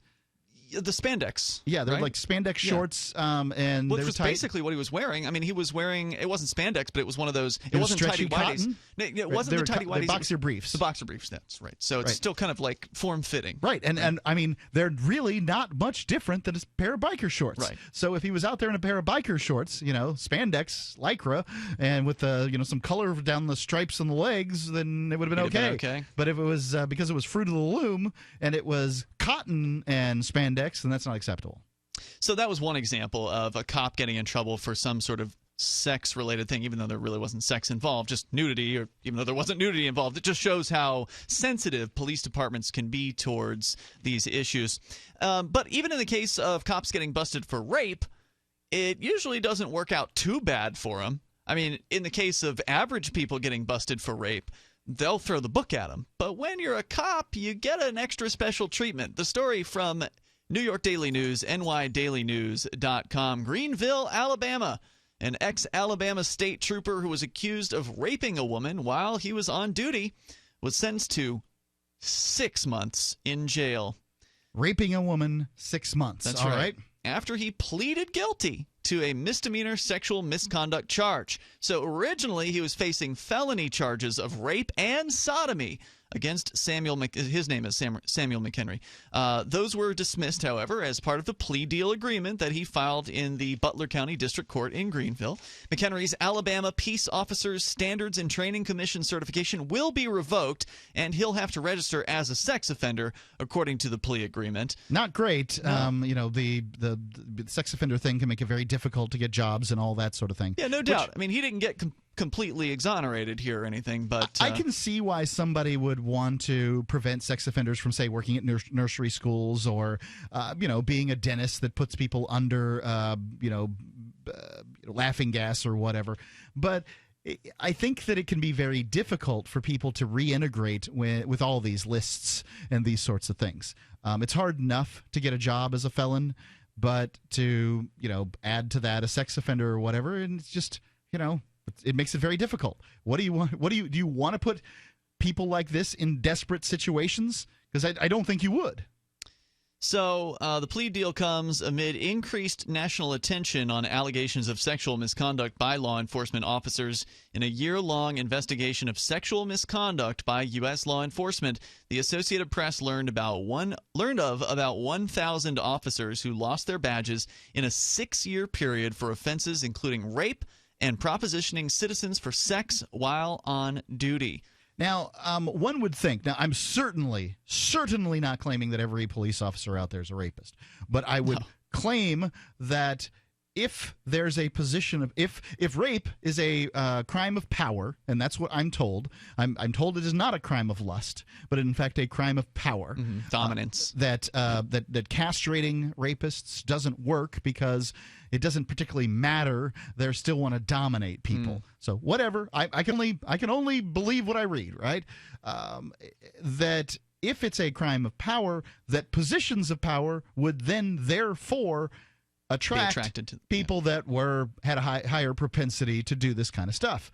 Obviously, they would need to be able to make it to, say, their 18th or 20th birthday without having done anything like this, or at least gotten caught doing something like this. But there's a percentage of people who have made it to their 18th or 20th birthday who are, rapist perverts who haven't done anything like that, and those people might be attracted to positions of power. Some of those positions of power would be law enforcement. One of the questions that you always, I think, have to ask in a case like this is, how many other times did he do this? So, they caught him in at least one occasion, and we'll talk about what exactly happened here, but was that his first time raping someone on duty? Let's go on here. It certainly wasn't for the Catholic priests, and that's another position of power. The Associated Press learned of, 1,000 officers who lost their badges over 6 years. That sounds like a lot to me. 1,000 over 6 years? It does seem like a lot. Given how many, and this is just in the U.S., given how... well, anyway, let me go on here. So figures include only officers whose licenses have been revoked. Not all states take that action, maintain accurate records, or have a statewide system to decertify officers for misconduct. So that's interesting. So that 1,000 officer figure isn't even the full number, because in some states they don't decertify. They're not revoking these officers' licenses. So if they're not revoked on paper, there's not the reason for that revocation of this officer's a bad boy, he tried to have sex with somebody inappropriately, then it doesn't count. So they could only do the 1,000 officers that they could find data on. So the question is, how many others have been reprimanded or fired or whatever without having their license revoked? It's interesting. Further, in McHenry's case, the trooper drove a woman away from the scene of a car accident the night of December 6th and threatened to take her to jail if she didn't have sex with him, according to a warrant. We'll tell you more about the story, and you can share your thoughts with us here. 855-450-FREE is our toll-free number on police misbehavior, 855-450-3733, or you can Skype the show. Skype username is LRN.FM. It's the live Sunday edition.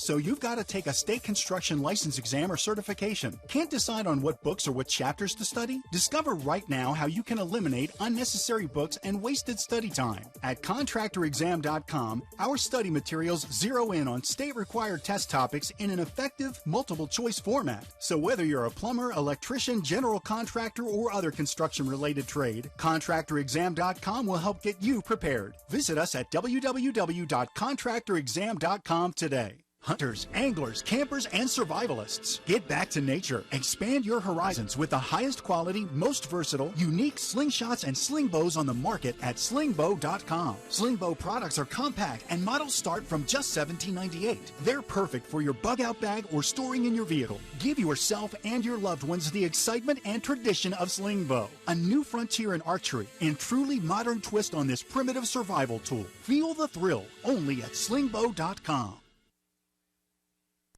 Money, power, and respect are all yours at CreditSuccessSecretsRevealed.com. Be seen as an industry leader. You can do it. The last application you filled out when it was time to hit submit did your nerves spike. You didn't get the approval you seek, but there's a better way. We teach you exactly what to place into the right systems the right way the first time so you get approved. Get up to $100,000 in instant business credit. Many people will get cash on the spot. Use those two tools in your new corporate credit engine so you can walk into the bank and get your project funded today. It's all about today at CreditSuccessSecretsRevealed.com. Credit Success Secrets Revealed is explosive and ignites instant results. Dial 1-800-707-8719. That's 1-800-707-8719. 1-800-707-8719. Or just go to CreditSuccessSecretsRevealed.com. This is your Robertson Roberts Brokerage Daily Precious Metals Update. After a rise of over 2% yesterday, in early trading Friday, gold is up $7 at $1,278 per ounce. Silver is 34 cents higher at $15.60 per ounce. Bitcoin is trading at $420 US. Both gold and silver are making big moves this week and may have seen recent bottoms. For more information, give us a call at 800-874-9760 or visit us online at rrbi.co.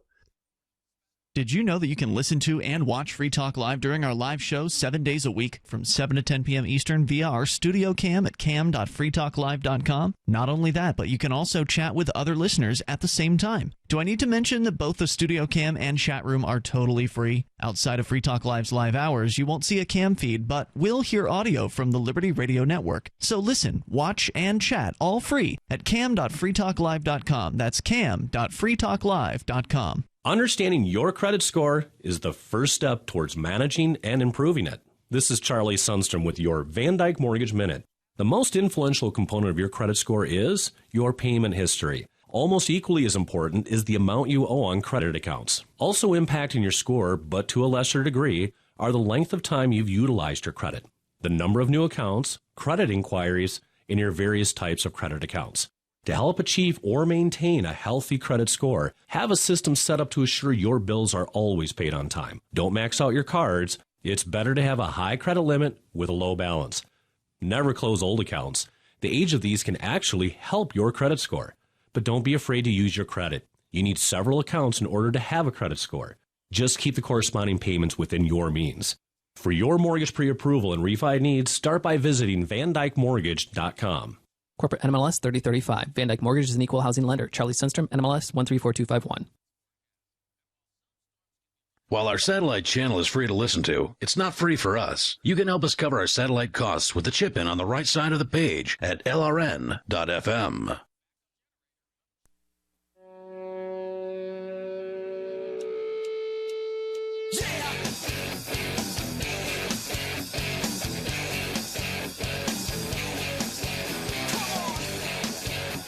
It's Free Talk Live, the live Sunday edition with Mark and Ian. You give us a call at 855-450-3733. Talking about this story from, where's it out of? Alabama. Alabama, where a police officer got convicted of rape. And certainly any group of people, if you have a group large enough, they're going to have a rapist among them. But usually you would expect something longer than 6 months. You would, and we can continue that story. I want to tell you about freedomsphoenix.com, however, which is where they are uncovering the secrets and exposing the lies every day. Readers of freedomsphoenix.com are constantly provided the detailed, real news that lies between the lines of propaganda and the relationship we have with coercive governments. freedomsphoenix.com has up-to-the-minute updates on the economy, technology, communications, and the rise of the police state. So go to freedomsphoenix.com, get signed up for their free daily dispatch. That's freedomsphoenix.com. The number is 855-450-3733 or LRN.FM on Skype. That's as in Liberty Radio Network. LRN.FM. Let's go to Sarah calling in from New Mexico. Sarah, you're on Free Talk Live. Yes, can you hear me pretty good? Yeah, yes. Gotcha. Oh, okay. Let me get off my speakerphone. I sound better without it. You do, actually, yeah. Yeah, okay, that's good.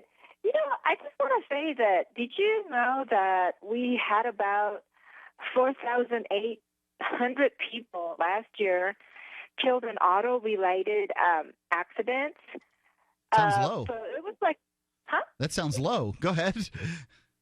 Well, actually, the average is we have usually about 4,000 people, but last year was 4,800. So that makes it 20% higher. Well, what it is that since we had this fatality since 1949. 1949, when the cars came out, it was just like tanks made out of like ton of steel. We didn't have all those like airbags and all Crumple those zones. safety features. Right. But anyways, and so that's like 67 years ago. And, I just want to mention that I'm just looking forward to the self-driving automated cars that they're working on in Austin, Texas, and also they're in Mountain View, California. So I just can't wait until that we could have those. And, I would like New Mexico to bring them here as soon as possible. So you feel like you would feel safer on the roads if everyone had a self-driving car? Right. Well, it's better than, how would you like a woman putting on mascara on the freeway on her way to work and have a 5-car piled up, you know? Somebody texting or a whole variety of things. Absolutely. It does appear as though these computer-driven cars are going to be significantly safer than humans. But here's the question I would have regarding this, and I think that this might be the most difficult thing to overcome. Remember, I'm with you, Sarah. But if there were only 5% as many accidents in where the self-driving cars were at fault, I think it would still be a big deal because robots are then killing humans, right? So if you had 95% decrease in accidents when compared to those that are at fault by a computer-driven car, I think you'd still have a percentage of people that are like, "Oh my God, that computer killed my baby," or whatever. However the story gets panned out, and I think it might be a difficult transition because they'll also be on the road with people who are not computers, bad drivers. They're all over the place. I do think that they'll do a better job, and I'm certain that they'll more efficiently allocate the resources. Like if you consider how much pavement during rush hour doesn't have a car on it at any given instant, then it's probably at least 4/5 of the pavement doesn't have a car on it. These computer-driven cars can get within a couple of inches of the computer-driven car in front of them, and they get like little trains going down the road, and they use the space very efficiently, and they don't have this slowing for merging and all that other stuff. But I do wonder about that one aspect because there's gonna be an accident. Thanks for the call, Sarah. Well, the thing about it is that, I just want to mention that. But the thing is, either that, or do you want to get run over by somebody eating breakfast in a car? I mean, that's the logical. That's the logical answer. Thanks for the call, Sarah. I know. So here's what I want to know. And yeah, thank you for the call. I really appreciate it. You mentioned the transition, Mark, and what is that going to look like? I mean, obviously the self-driving cars are being developed. They are coming along very, very well, it seems. They're statistically very safe already, from what I understand. But you're talking about a tricky transition here, right? I mean, it probably took a long time to get from cars that had AM radios to cars that had cassette decks and CD players. Now you're talking about taking the person from behind the wheel, and there are going to be some people who, I want to stick with my old car. Sure. I like my old car. I like the way it drives. I like the way I feel when I'm behind the wheel of the car. I don't want to let some computer take over for me. I don't care about the statistics that show that it's a lot safer. So is it going to be something where the state is going to mandate that there's going to be like a cutoff date, whereas, in the year 2025, if you don't yet have a self-driving capable vehicle, that you won't be allowed on the roads? Otherwise, you still are going to have, and I'm not advocating that, I'm just asking, how will this work? Because I have a suggestion. I don't think you're going to get to 100% self-driving cars. Well, what insurance does is it takes risk and spreads it out over a group of people who opt in, right? So lower the insurance premiums. Well, the insurance premiums for self-driving cars will be minuscule. That's a great compared point. to those of regular cars. So the market could drive the change. Plus, they'll be, they will not they won't use as much fuel, so they'll be cheaper to drive. They'll right, be because more if they're expensive. coordinating with other cars and braking and all that at the same time, then they won't have to use as much They'll fuel. be more expensive to buy, more expensive to maintain, because they'll have more moving parts and that sort of thing. But you won't have as many accidents to fix and that sort of thing, because they won't be getting as many accidents, won't be running over stupid things as often and that kind of thing. So I think that there could be a situation where insurance rates basically drive out the holdouts. Yeah, that's you'll still an have to interesting deal. point. You still have to deal with bicycles on the road. And you'll still have to deal with Luddites driving, their 76 Blazer out there too. But ultimately, I think that it could drive it out. Let's see what Josh has to say about it. Calling in from Michigan, Josh, you're on Free Talk Live. Hey, I just wanted to see if there's any speculation on if once we have like a majority of self-driven or of autonomous driven cars, if there'd be an increase or decrease in the amount of pullovers by police. And what would interesting question. I would think that there'd be a large decrease because they're not going to take any chances as far as the speed limit goes. However, speed limits, in my opinion, are set artificially low for the sole purpose of being able to pull you over and do some revenue generation. So I would think that you'd have it would tank. Also, right now, cops, as far as speed control, largely, cops are old technology. Speed cameras are far better at doing speed control, because if you ding somebody on a ticket every 10,000 times they speed, you're not teaching them anything except you should be better at not getting caught. However, if you go down a given road and there's a speed camera on that road, and every time you go by, it teaches the person you shouldn't go over X miles an hour on this road. And that makes a heck of a lot more sense from a sort of a carrot stick enforcement situation. Plus, I'd add, the police officers they're dangerous on the road. I mean, they've got these lights that are distracting. Super distracting. Purpose of them. They pull over, they're not all the way over. Rubberneckers. Cops get knocked into the ditch all the time, and they're dangerous to themselves and others on the road.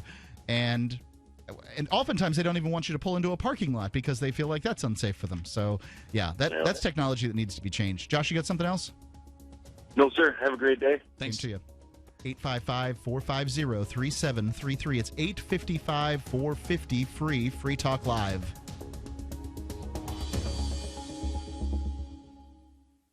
February is National Heart Month, and chances are you have a cardiovascular issue like I do. I help maintain my healthy heart by drinking Super Beets. It's a superfood powder that I mix with water, but you can mix it with yogurt or put it in a smoothie, whatever you want. Not only does it help boost my circulation and support my healthy blood pressure naturally, but I feel the energy and stamina boost in about 20 minutes, which no other superfood formula guarantees. All the beets from Super Beets come from one non-GMO farm in California, so they can keep a close eye on the production of the dietary nitrates. I want you to try this product for National Heart Month. And if you don't feel the results, you don't pay, guaranteed. Get a 30-day supply free with your first order. You also get nitric oxide indicator strips so that you can see it's working. Plus, get the free book, Beat the Odds. And all of this comes with free shipping. Call 800-951-8940 or visit FTLBeats.com. I believe in Super Beats. 800-951-8940, FTLBeats.com. It's about time something new came along for better selling and buying online. And I found it. What now, Marge? It's buysellmakeoffer.com. Never heard of it. It's a brand new company. That's why you've never heard of it. It's the newest and best way to sell any products online. I did all the research. Sell my car? Yes. Our home? Yep. My golf bag? Your golf clubs. All of them. How about your purse collection hoard? Hey, now. You said any product. Right. I did. We get 30 days free. Really? Packages starting from only $7.95. And buysellmakeoffer.com will never charge item fees, ever. Never. And this is cool. Listen to this. You can even use Skype or video to show your items. That's cool. Yes. All we have to do is go to the website, sign up, and then load our stuff to sell. I love this site. Buysellmakeoffer.com. Buysellmakeoffer.com. You got it? Buysellmakeoffer.com. Buysellmakeoffer.com. Better selling, better buying. The Free State Project has reached its goal of 20,000 liberty lovers who've pledged to move to New Hampshire and get active to achieve liberty in our lifetime. Perhaps you're trying to figure out what part of New Hampshire should be your destination. If so, consider Keene. You'll find more than 150 reasons to move to Keene at move.freekeene.com. Keene is famous for its historic, publicity-generating activism, as well as being the liberty media capital of the world. It's home to freekeene.com, New Hampshire's destination for liberty activism, news, and opinion. For years, we've been compiling over 150 reasons to move to Keene at move.freekeene.com, where you'll learn about some of what's happening here and what makes Keene a great place to live. If you love liberty, you'll probably enjoy anywhere you end up in the Shire. But do your due diligence first. Please visit move.freekeene.com for the full list of over 150 reasons to move to Keene. That's move.freekeene.com. LRN.FM is proud to announce our official listening apps for Android and iOS devices. Now you can easily tune into our streams anywhere, anytime on your smartphone or tablet. Just visit apps.lrn.fm or search for LRN.FM in the Android or Apple app stores. Please download, rate us 5 stars, then share the link on your social media, and let your friends and family know how you're listening to LRN.FM. Download it now, free at apps.lrn.fm. If you want to move to the Free State and you're looking for some real estate. Oof, I think we've all had enough of that jingle, don't you? If you're going to invest in property in New Hampshire, it just makes sense to support a liberty-friendly realtor. Call Mark Warden of Team Porcupine Real Estate for investment property or rentals in the Free State, or visit his website. Come on, you know it. PorcupineRealEstate.com. Help get LRN.FM into more ears. Visit promote.lrn.fm for a free bumper sticker, flyers, banners, graphics, and more. Promote.lrn.fm.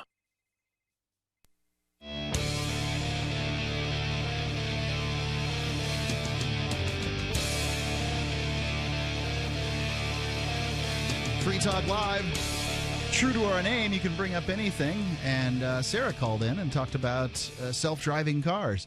I've got to say, I'm very excited about this technology that's coming down the turnpike, that is, because I take a drive every year with my wife up and, well, normally back to Florida. This year she's driving back herself. She wanted to stop over at a cousin's house. Mm-hmm. And we drive 1,500 miles from New Hampshire to Florida. It's a 24-hour ride. Yep. And we usually stop once or twice. Yeah, it's 24 hours if you don't stop. I think it took 26 hours when we came here straight. I highly don't recommend that. It's bad for the human body, especially as you get older, to stick around in, it's bad for your heart. It's bad for your health to sit in a car for hours on end. Every 2 hours, you should get out and get some gasoline or, get up and walk around, get some water, whatever it is that you do. You need to get up and not be sitting for 3 or 4 hours in a row. That's bad news. Wherever you've got to go, you don't have to get there that quickly. So anyway, I think that it'll be great when you have these self-driving cars because you can sort of turn the seat around and play checkers with your kid in the back seat and those sorts of things. I really look forward to this. I think it's going to be very exciting. No doubt. Speaking of healthy heart, February is Heart Health Month, and it's March now, isn't it? It is, yes. Well, there you go. You've missed it. Heart Health Month passed us all by. Sorry, you can't take care of yourself anymore. It's not February. It really should be. You should be taking care of your heart every day. And one thing that I do to take care of my heart health is I take Super Beats, and you can find out more by going to FTLbeats.com. But what it does is it's a product that raises your nitric oxide levels in your blood, and there's a lot of new science out about nitric oxide and how it's good for your heart health and specifically your blood pressure, but generally your circulation. If you get cold extremities, this can be good for you. It helps keep you warm. And I've noticed I have to keep the house a little cooler. In the winter, that's good news, in the evening, because when I put the covers on or whatever, a degree or two makes a difference. So if you don't feel the results, you don't pay, guaranteed. You get a 30-day supply free with your first order. You also get nitric oxide indicator strips to be able to test and see if it's working for you, and it will be. Plus, you get the free book, Beat the Odds, and all of it comes with free shipping. And if it doesn't, like I said, if you don't feel the results, you don't pay, guaranteed. Call 800-951-8940, FTLbeats.com, 800-951-8940, FTLbeats.com. Let's go to Andrew, calling in from Alabama. Andrew, you're on Free Talk Live. Hey, I appreciate you taking my call. Thanks. What's on your mind, Andrew? Well, just heard your talk about nitric oxide. From a nutritional standpoint, every high-performance athlete in the world knows about nitric oxide levels. Yeah. These are definitely a way to achieve that. So, anyway, I wouldn't guarantee it's going to increase your 40-minute, your 40-meter dash or anything like that, but Super Beats will help your nitric oxide levels. It can. It really can. It can. I mean, nitric. I mean, you can just look up NO levels, high performance. It's a circulatory booster, and that's going to help a lot of things. For instance, if people have men have sexual performance issues, it can help that too. So go on. What were you calling about, Andrew? Hello? Did we lose him? Yeah, maybe he went into a bad cell. Put or him on something hold. like that. Oh, he's back. He's back. So you're going to say that again. You just cut out. Okay, sorry. Let's imagine that we're all in a let's imagine that we're all in a stateless society. Stateless society, all right. Awesome. Yes. Okay. We're in a volunteerism, environment. You call it anarcho-capitalism, whatever you want to call it, whatever brand or name you give it. But let's imagine that your family is aggressed upon by someone else. Okay. So, how is justice meted out in a stateless society? That's a question I've been asked lately. I'm not sure how to answer that. Yeah, I think justice would likely, in many cases, be swift and immediate. So I suspect you would find people taking personal responsibility for their protection of themselves and their families, i.e., they would probably wear weapons around with them. There would probably be a lot of safety advancements in the area of handguns, so that carrying one of these dangerous devices, I mean they're made to kill, around with you would be would cause other people to. They say an armed society is a polite society, and I suspect they're right. Seems to be true here in New Hampshire, but that only addresses crime as it happens. Yeah. In not all instances will you be successful at defending yourself, or will your family be successful at defending themselves, or the robbery might attack your home or something like that. They could burglarize your house. That's a nice example because you can't really protect against that. But if you caught the burglar, then they were caught. Say they were caught by your insurance company, they would be the one most motivated because they would be the ones that had to make you whole. So say they catch the burglar. The burglar then say they they basically put a ding on their credit. They have this their permanent record, as it were. And if it's probably going to make it difficult for them to get a job or something like that until they make good, would be my guess. And that's that way, just the thing. We don't really know. We don't know what the stateless society is going to look like. We don't know what justice would look like there. But I think there are some things that we should look at as far as how the current system works and how things could be a lot better.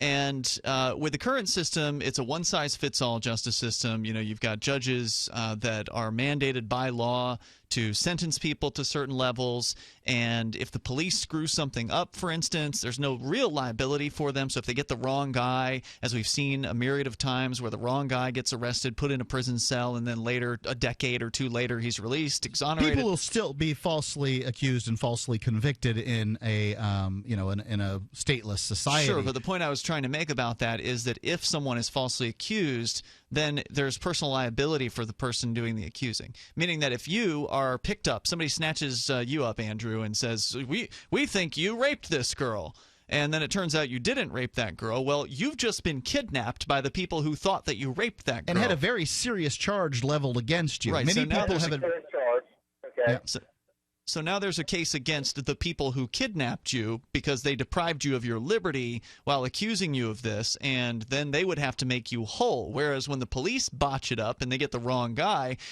it's like, oops, and the cops never get in trouble. The prosecutor never gets in trouble. Nobody in the government is actually held in any way personally liable for the mistakes. So they're not incentivized to be right, to do a good job. They're incentivized to convict, and they're very good about that. I So would I think also that's say, one of the most important things that would change. I would say that prison would probably be limited to people that are a danger to other people and people that are such recalcitrant recidivants that they simply cannot be stopped from whatever behavior. Jeffrey Dahmer. Or Well, no, I'm talking about burglars too. Yeah. So if a burglar, Sorry, Andrew. What? No, I was saying that's very well put. Yeah. Because that's the question I have is, would jails still exist in a volunteer society? Who decides who are in those jails, on what basis, and even on talking about like white collar crimes like embezzlement or something like that, like how do you met out justice? Are there any papers that have been written? Yes. Oh, there's all kinds of papers on free market justice. I want to recommend The Market for Liberty, if I could. It's a great book. You can actually get it for free if you go to books.freetalklive.com. And there's an audiobook version of it. There's a PDF downloadable version of it. It's called The Market for Liberty. It was written by Morris and Linda Tannehill. Back in the 70s. Back in the 70s. Very forward-looking, very, I think ahead of its time. It's a great book. In a lot of ways. And it's short, too, which is really nice. I like a good short book that's easy to understand. It's not academic. It's not highfalutin. It's not going to talk over anyone's head. And it does a real good job of explaining market justice, market courts, and what they could look like in the absence of the state. I'd say that one important thing to say about a stateless society, Andrew, is it can't be forced. It has to evolve over its. People have to be able to sort of opt out of these monopoly organizations that call themselves governments and try things on their own. And that's the only way that that's going to ever come about. You can't force a stateless society on a society. Andrew, thanks for the call. Good call, too. Good question. A lot of people want to know that. They hear us talking about the ideas of liberty, and they can see how we could get the government maybe out of collecting garbage or something like that. Yeah, like the government doesn't need to deliver the electricity, for instance. But in envisioning the world that is so different than what we're used to as far as the justice system is concerned, It seems hard. impossible. It's a and hard you've been thing. told your whole life it's impossible. Well, we need the government. Well, I wonder who's telling you that. Maybe it's the government-run schools.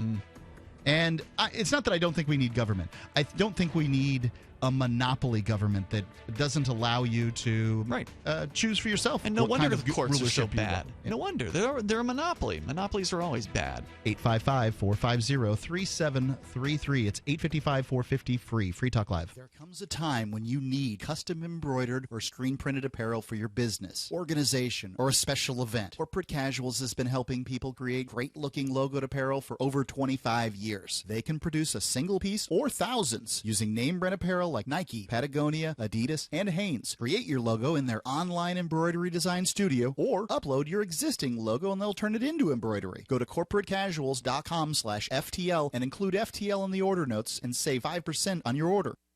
As a pioneer of the e-commerce movement, Overstock.com is proud to be the first major retailer to accept Bitcoin. Overstock was the first because Patrick Byrne, Overstock's CEO and founder, firmly believes in personal freedom and cryptocurrency. Over the past 16 years, Overstock has furnished over 18 million homes with a diverse line of products to suit everyone's unique styles and preferences. Support Overstock and freedom of choice while enjoying free shipping on orders of 0.211 Bitcoin or more. Are you tired of governments murdering people around the world? Stop using their money. There is an alternative. Bitcoin is a stateless, free market, non-political currency. Bitcoin cannot be inflated or controlled by any government. By using their money, you are helping the state. Stop doing it. You have an incredible alternative available now. Learn it, use it, spread it. Get started with Bitcoin at bitcoin.com. That's bitcoin.com. The three most important things you can do for Free Talk Live are: 1, share one episode a week on Facebook or in some other social networking site. 2, buy the things you buy online through shop.freetalklive.com. 3, give $5 a month to the AMP program. You likely buy all kinds of things online. Amazon is the largest online retailer. You can get what you need at the same prices with free Super Saver shipping by going to shop.freetalklive.com. Please do your online shopping at shop.freetalklive.com. You're listening to the live edition of Free Talk Live. Hour number 3 is next after the news here on the Liberty Radio Network at LRN.FM.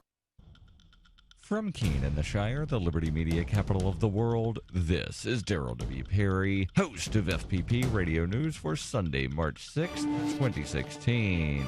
Silver is trading at $15.53 per ounce. Gold is valued at $1,259 per ounce. And according to BitcoinAverage.com, the average price of Bitcoin is $407. Antiwar.com reports Japanese Premier Abe Shinzo has announced he is suspending construction work, which is meant to facilitate the relocation of a U.S. airbase in Okinawa to a less densely populated part of the island. The suspension is meant to allow more conversations with local officials. The Okinawan officials want the U.S. bases removed from the island outright, though Abe insists that he still has every intention of relocating the base as was previously planned, simply moving it away from a crowded area. U.S. bases cover a significant portion of Okinawa, and Japan has to heavily subsidize those bases established after World War II. The U.S. has resisted any serious efforts to reduce their presence on the island, but has accepted the idea of Japan paying for them to move to other parts of the same island. The Futenma Air Base is by far the biggest issue for locals since it is right in the middle of a major city, and growth of the city is significantly hampered by the presence of a big base full of U.S. Marines. Abe insists relocation is the only option, but the locals say that the move will have an environmental impact and the elimination of the base is preferable. For nearly 40 years, Roberts & Roberts Brokerage has been a trusted source for buying and selling precious metals like gold and silver. They also take Bitcoin for precious metal purchases and have permanently removed the minimum purchase amount for all orders paid in the digital currency. Call Roberts & Roberts today for knowledgeable advice on buying and selling precious metals and a forward-thinking approach to new technologies. 800-874-9760 or visit online at rrbi.co.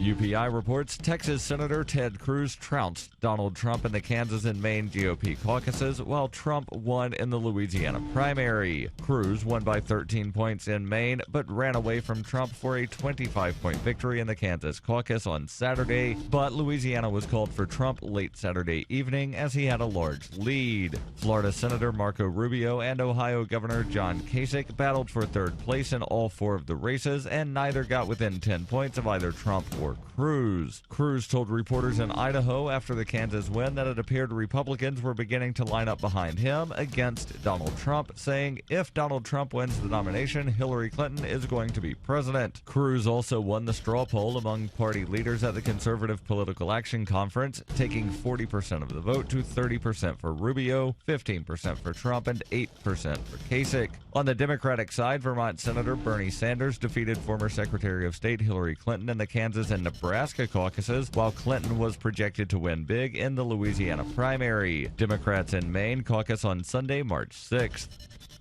You can support FPP Radio by joining the Fans program. Fans are friends, allies, and Numery supporters. Fans help FPP afford to produce more original content. You can join the Fans program for as little as $3 per month through Patreon and get perks like ad-free versions of FPP Radio News and Peace, Love, Liberty Radio. To learn more or to join the Fans program, visit fans.fppradio.com. That's fans.fppradio.com. Reuters reports Amazon.com Incorporated said it plans to restore an encryption feature on its Fire tablets after customers and privacy advocates criticized the company for quietly removing the security option when it released its latest operating system. Company spokeswoman Robin Handley told Reuters via email on Saturday, "We will return the option for full disk encryption with a Fire OS update coming this spring." Amazon's decision to drop encryption for the Fire operating system came to light late last week. The company said it had removed the feature in a version of its Fire OS that began shipping in the fall because few customers used it. On-device encryption scrambles data so that the device can be accessed only if the user enters the correct password. Well-known cryptologist Bruce Schneier called Amazon's removal of the feature stupid and was among many who publicly urged the company to restore it. Apple Incorporated's legal battle over U.S. government demands that the iPhone maker help unlock an encrypted phone used by a shooter in San Bernardino has created unprecedented attention on encryption. Amazon.com this week signed on to a court brief urging a federal judge to side with Apple. This has been FPP Radio News, online at fppradio.com. Sea anemones are the most disgusting of all tidal creatures.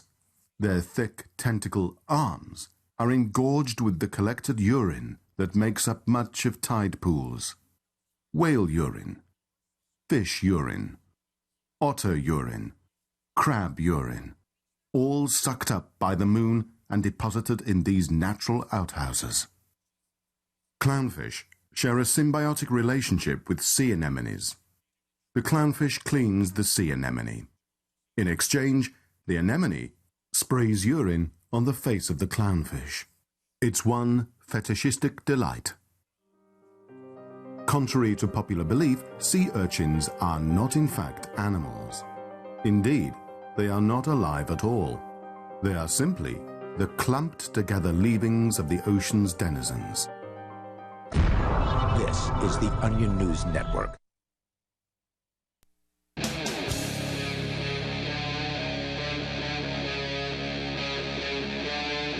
Free Talk Live.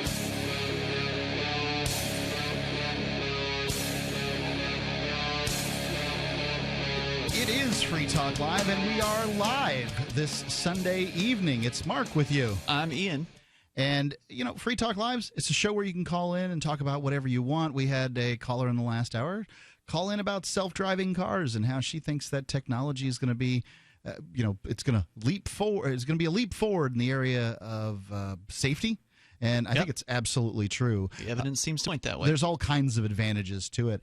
I think it may destroy just the economy of people owning cars.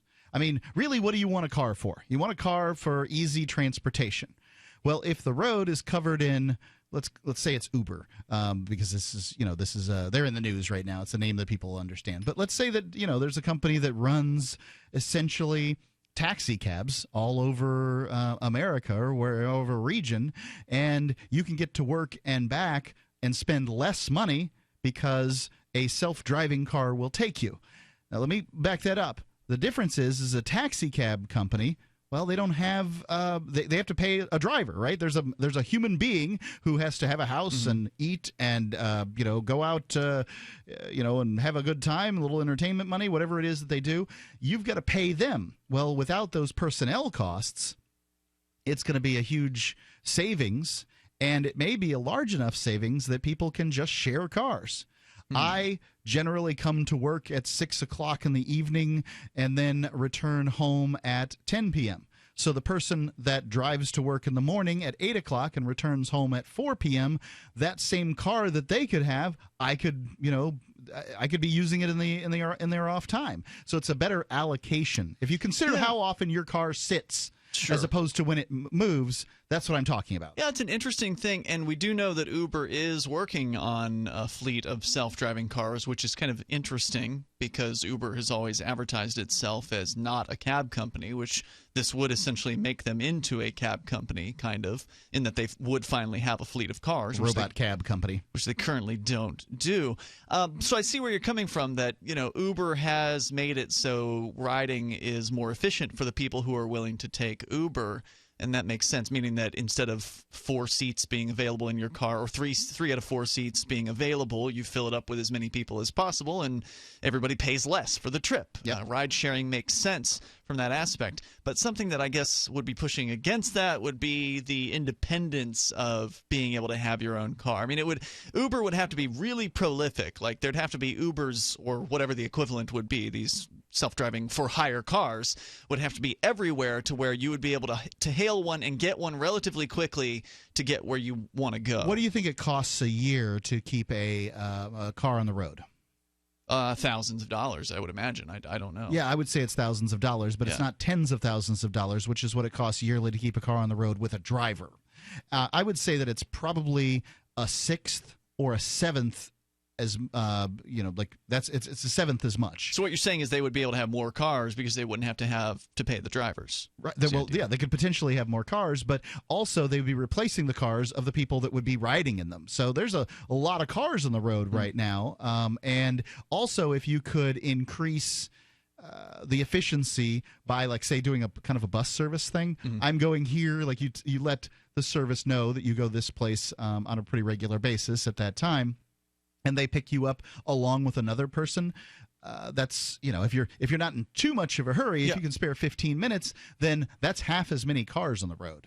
Right, and they do that now with there's a transportation company here in Keene. We're way far away from big cities, so if you want to go to the Boston airport and you want to hire a solo car to take you out there, it'll probably be $100. But if you get on this shared bus, then it's $35 or something like that. I don't know what the actual cost is, but it's basically an unbeatable price. Let's go to Daryl calling in from Texas. He wants to talk about self-driving cars. Daryl, you're on Free Talk Live. Yeah, I think you might have covered it earlier, but the self-driving cars would really put a dent in the ticket industry that the police have. Yeah, it would be a huge dent because the self-driving cars are going to go the speed limit. That will probably pressure local politicians, to raise speed limits, because it's my belief that speed limits are set artificially low. Also, these self-driving cars are safer, so you don't have to have that cushion. And likely in a residential area, instead of 25 miles an hour, they could make it 40 miles an hour or something like that. And then the self-driving cars would be paying attention for dogs and balls and all those things that might go running out into the middle of the street, and kids and that sort of thing. Oh, yeah. Also, another thing about the self-driving cars, you're talking about like Uber, and I've heard the story before, is wants to do the automated self-driving cab, kind of like, Johnny Cab from that Schwarzenegger movie. Total Recall. Yeah, Total Recall. I couldn't think of it. It was a great movie. Oh, yeah. Yeah, it was a fun movie, definitely. But, yeah, that type of thing. But I think that there would be, once Uber started doing it, then Lyft would do it, and then other people, Yellow Cab would do it, and everybody else would start doing it. Yeah, I think that people would be that'd drive the price down. That's competition. Now, people who live out in the country, like where I grew up, probably wouldn't be using a service like that. They'd have to have their own car because they live so far out, and it just wouldn't be economical or feasible for them to have a service like that. Why in the city, like in Austin or a place like Keene, which I've actually been to before. I've actually been to Keene before. Well, let me question you on this one, Daryl. So let's talk about the people out in the country. I live in the country.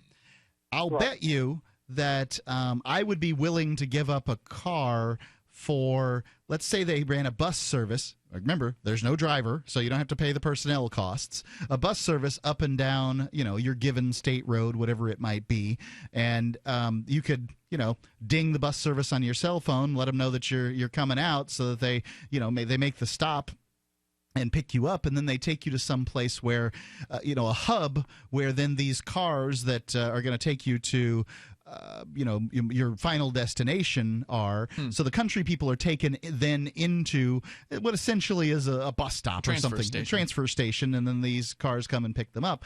It's still possible. Now, I'll admit to you, I've got a pickup truck, because I've got pigs, and I've got to go pick up, pig food from various grocery stores and that sort of thing. There's not going to be a self-driving option for that. Yes. Yeah, I grew up on a cattle farm. Kind of understand what your situation is. It also depends on the density of the rural area. If you're talking about somewhere like way out in Wyoming or way out in the Wyoming, North Dakota, South Dakota, parts of South Dakota, it probably the bus thing would not be feasible. Why in other rural areas where it's more, where you have more people out there, it might be more feasible. Or you would have like places where they could drive and stop their car, park the car, and catch the bus at a station. Another thing, when you eliminate the personnel costs, though, that are a consideration here, Daryl, is let's say you've got you got within a circular mile, a radial mile, you've got 10 or 12 people that live there, right? That's pretty. That's pretty sparse. Mm-hmm. If you've got that many people in that area, how many of those people are going to have a car? Usually, I'm just going to say, 7 or 8 of them. Eight of the people are going to have cars when there's 12 people in a radial mile. When you're talking about a savings, because essentially what these people would be doing is attempting to save money on the cars that they have, it may still be more efficient to have a car that is set out, that is, Uber sets a car out there, gets a managerial cut of maybe 5% over the cost of the car, and still brings those people into town or whatever, because it's still cheaper, because you're eliminating from those people's budget the cost of 7 cars. Yeah, no Could doubt. be. Just a possibility. Isn't there something like that in some of the What would it cities? do to the automobile industry in their manufacturing? It could really Because blow that up. Yeah. Because there's a lot of cars we don't need in this world. There's a lot of cars sitting in little old ladies' garages that only get driven. My grandmother drove to the grocery store once a week and then to church on Sunday morning. That car did not get driven enough. And I imagine there are other people's grandmothers that are in the same situation. Daryl, thanks for the call. Detroit's bad now. Oh. Detroit's done, buddy. There's ain't nothing- coming back. Uber ain't going to save that. No doubt. Thanks, Daryl. 855-450-3733. It's a hot topic. People want to talk about cars. I'm excited for the world that's going to be brought to us by self-driving cars. And everyone can relate to cars. I mean, almost everyone. I'll bet you the government mandates that the other cars get off the road, that people-driven cars off the road. I'll bet you. 855-450-3733. Free Talk Live.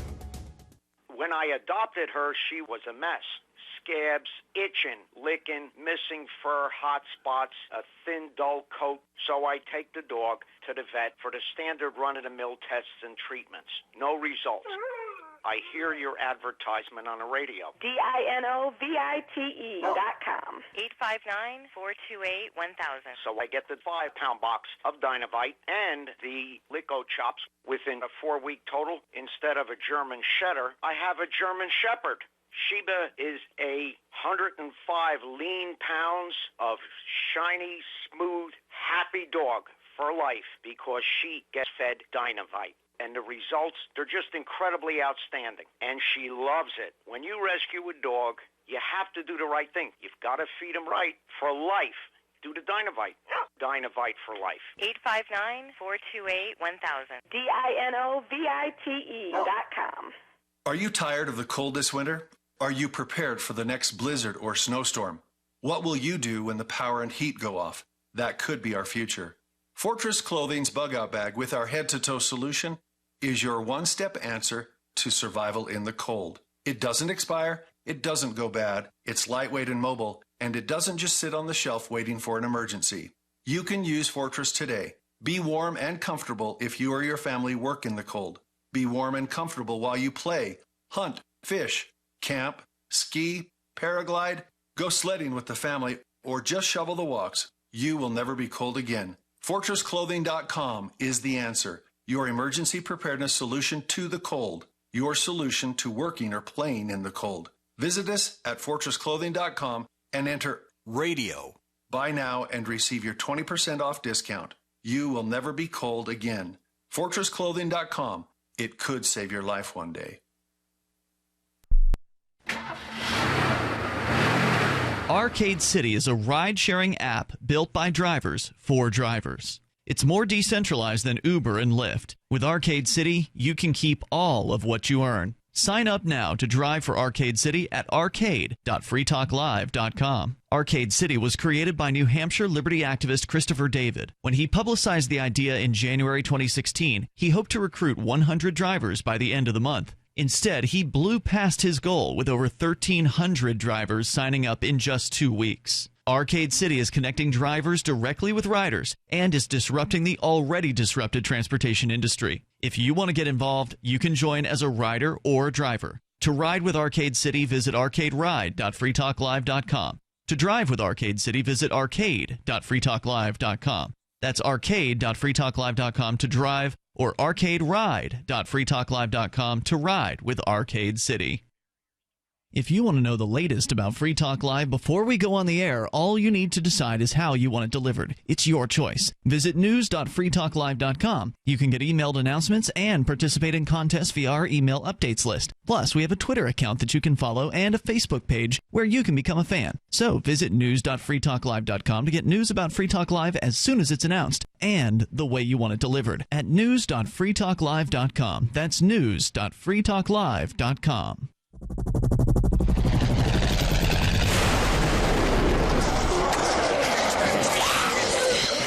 In Survivor Max 2, School Bites, Max must scavenge through a wasteland swarming with the undead. Desperate to find the medicine he needs, he discovers a community of survivors at his former school. Has he finally found the safe haven he's been looking for, or will he discover that school bites? Look for Survivor Max on Facebook, read reviews on Amazon, and read Chapter 1 at survivormax.com. This is the Liberty Radio Network, broadcasting the latest liberty-oriented audio content 24 hours a day at LRN.FM.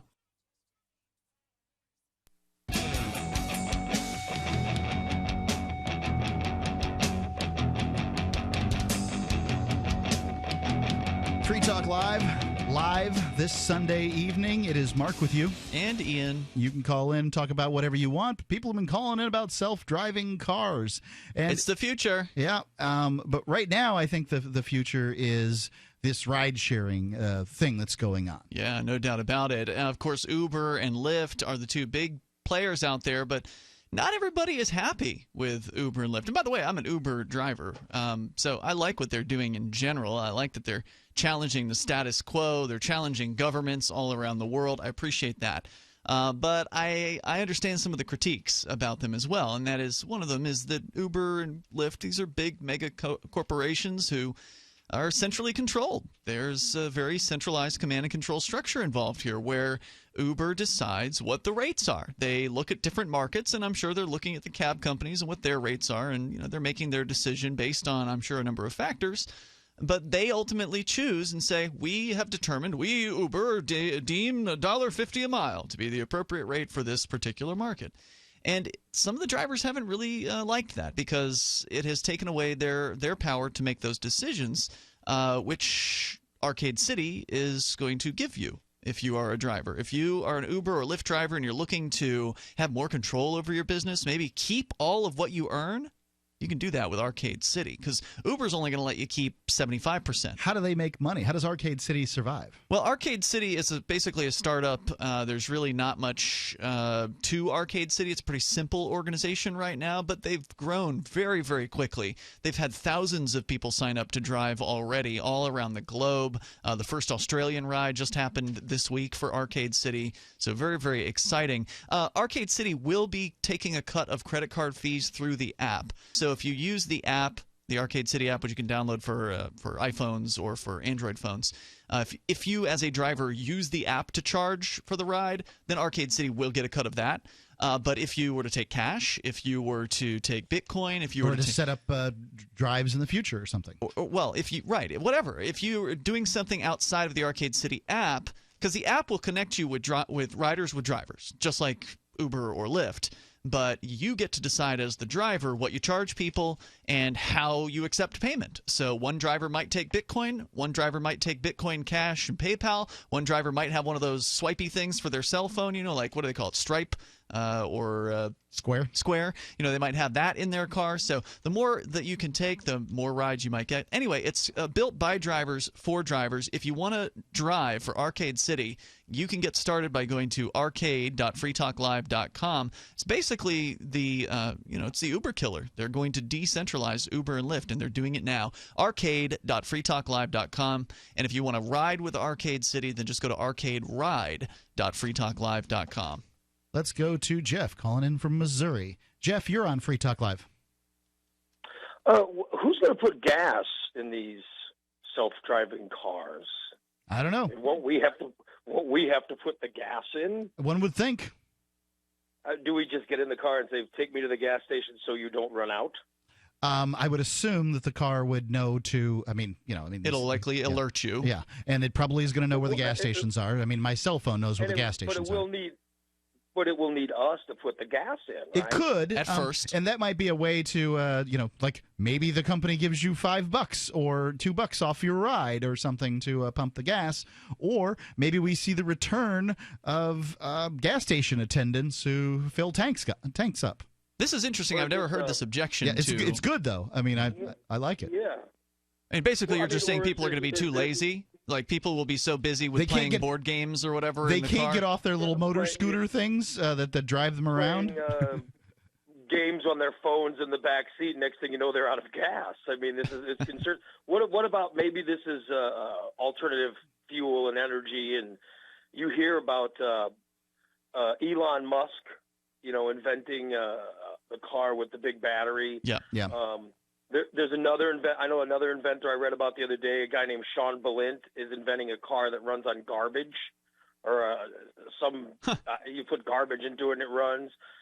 There's other inventors out there who are trying to find vehicles that run on different sources. I don't know if that's the next step, but self-driving car, someone who's too lazy to drive a car, how do we, are they going to be suddenly get energy to put the gas in? I wouldn't call it lazy. I would, when it comes to driving cars, I would say that, we have labor-saving devices in our home. Are you a person who's too lazy to wash your clothes by hand? I mean, that's, I'm not ready to level the ins. I will say this. If the TV's so far away, if I didn't have the remote, I probably wouldn't flip during commercials. During commercials, yeah. Do you remember? But do you remember back in the day when you had to get up and walk over to the TV and turn the turn the dial? I had a little. I had a little brother. but I mean, it is concerns. That there are things like that. What about the people who can't afford self-driving cars, who are on the street driving their cars? How is our self-driving car going to interact with them? That's, I think, one of the biggest questions. And some people, whether they can afford it or not, because insurance is probably going to go up over time on people-driven cars. The question is whether they'll just want to give it up. There's always going to be some cantankerous person who just doesn't want to give it up. That they might be me or Ian. Or people who don't have the money to buy one. You're going to have poor maybe people driving the junky cars it'll probably be cheaper for those people just to take the taxi. The self-driving taxi would be my guess. In the same way, those people. If you're too poor to be able to afford a new car, then you're probably barely affording the upkeep on the existing car, right? The theory here is that a self-driving taxi is cheaper than owning your own car. I think there's a good argument you're making there. It could be that it is not, and maybe it won't be early on, but I think that we will likely come to a point when it is. Because right now, it's, like... For instance, keeping a horse and shoeing a horse is significantly more costly and less efficient than having a car, because car technology has outpaced the horse to the point that it just doesn't make any sense to have one for that reason. I mean, the money that we'd save on gas, if the great inventors like Elon Musk or Sean Balint get their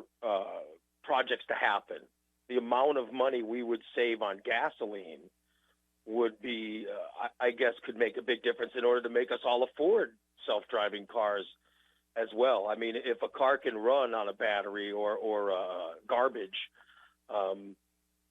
I produce my garbage for free. Yeah, that's right. Yeah, it's a good question. How long are we going to have this fossil fuel system for? Is it going to be another 10, 20, 30 years? I mean, when is it going to be that, like a battery car? Mark, you have a car that has a battery in it that will run electric only for a certain limited number of miles. Yeah, like the first 9 miles or whatever. But that's going to get better. The plug-in Prius is what it's called. The tech there is going to get better, and it's going to be 90 miles before you know it, right?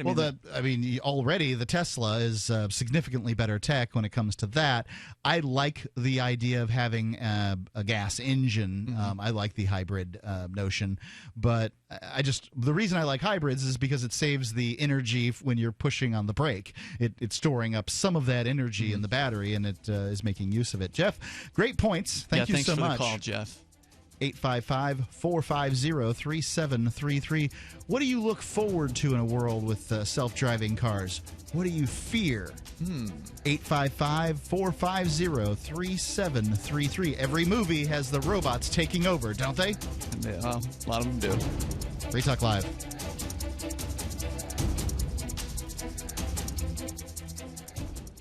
Owe $10,000 or more to the IRS? Get on board with the Tax Admiral. Don't take on the IRS alone. I'll cut penalties and reduce your overall tax bill. Sometimes I can even get it zeroed out completely. We're an A-rated company helping people clean up their mess with the IRS. If you owe $10,000 or more, then call the Tax Admiral. Call 800-287-7180. Again, that's 800-287-7180. 800-287-7180.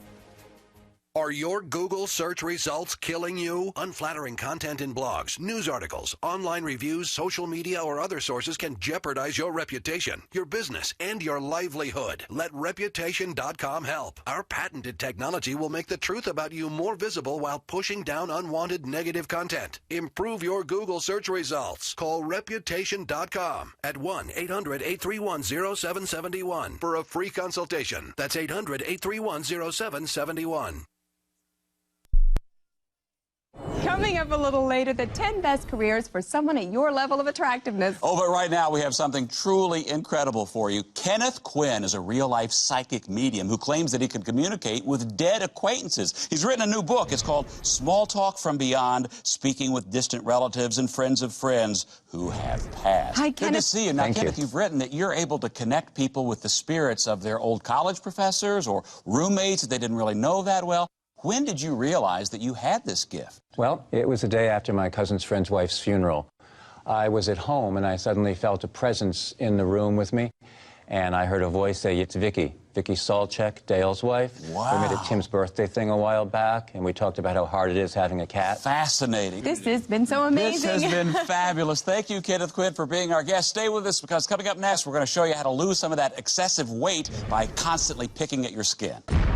This is the Onion News Network. I love My Magic Mud. I drink a lot of coffee. I had stains on my teeth. Then I found My Magic Mud, and I was told it would remove stains. So I paid attention when I brushed the first time. My Magic Mud is black tooth powder, and the difference it made in my teeth in one application was noticeable. With 4, my teeth were as white as you normal folks out there. Please go to mymagicmud.com and buy a jar. There's 150 applications for $25. You can use Bitcoin, mymagicmud.com. Here's a chance to do a little activism while you're cruising Facebook, Twitter, or Google+. Between the LOL cats, the recipes, the hot girls, and the inspirational sunrise memes, Free Talk Live's posts pass by your newsfeed. Like them, comment. It gives us more exposure. If you don't see our posts, click like at facebook.freetalklive.com and then hover over it to click Get Notifications. It's an easy way to spread the ideas of liberty a bit further. I know you're busy, but you can spare that 1/10 of a calorie it takes to click on something. Facebook.freetalklive.com. Since time began, tyrants have taken aim at personal liberties. Now there's a movie that aims back. The government has no more right to tell us what to put in our bodies than they have to take our guns or tell us what books we can read. 6 drug police were eaten by bears while raiding a marijuana farm. On your knees, you dirty hippies! Jesus. On your knees! What's the problem, officer? Today, many cops who enforce pot laws do so only because it provides them with cushy jobs, good benefits, and a chance to push people around. I was an undercover narcotics officer. The drug war is nothing but a farce. The Second Amendment says you got to keep you and your get intact. Guns and Weed, The Road to Freedom. A film by Michael W. Dean and Nima Vadadi. DVD available now at gunsandweed.com or on Amazon. That's gunsandweed.com. Makes the perfect gift. Remember, that's gunsandweed.com. You can sign up to receive the latest about the Liberty Radio Network via our email updates at updates.lrn.fm. That's updates.lrn.fm.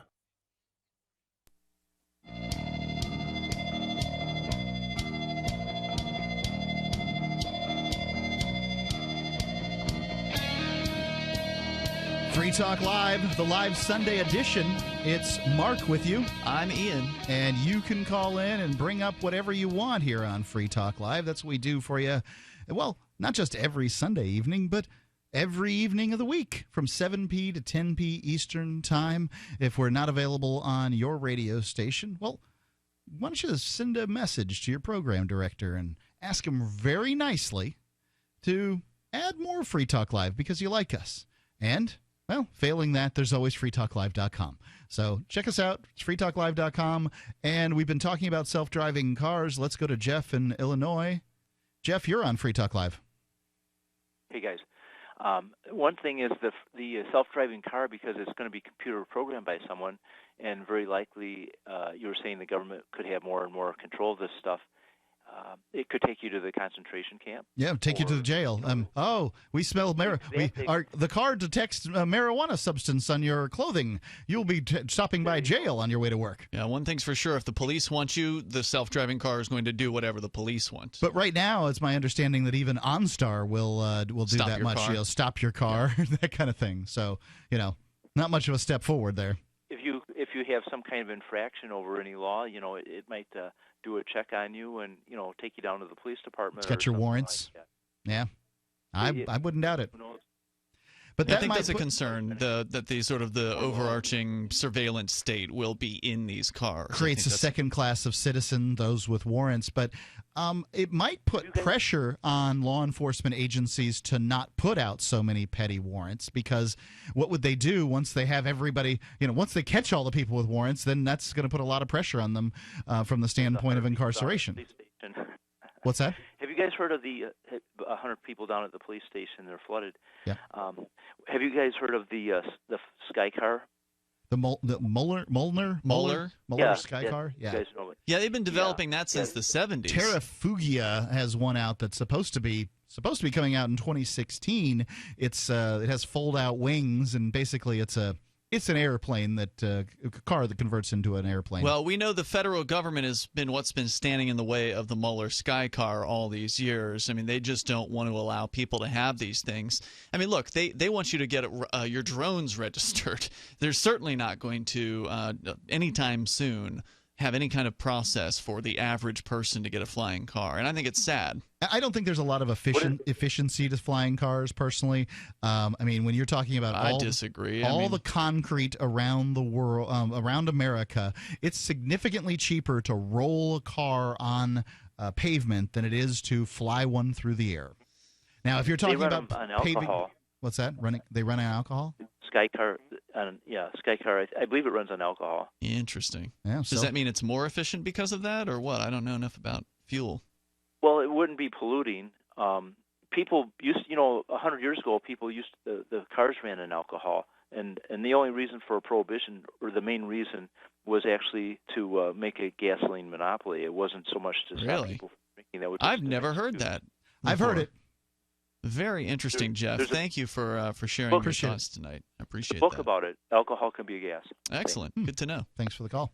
855-450-3733. Just before you go on, Mark, okay, I get where you're coming from, that it's going to take a certain amount of energy to lift the car up in the air, right, and keep it there. I can see that.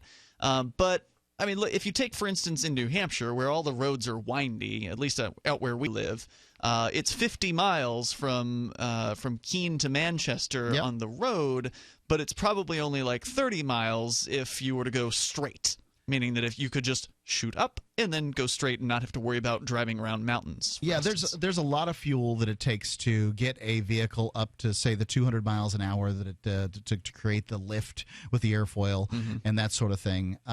It's faster, certainly, to fly, and that's one of the reasons that people do it.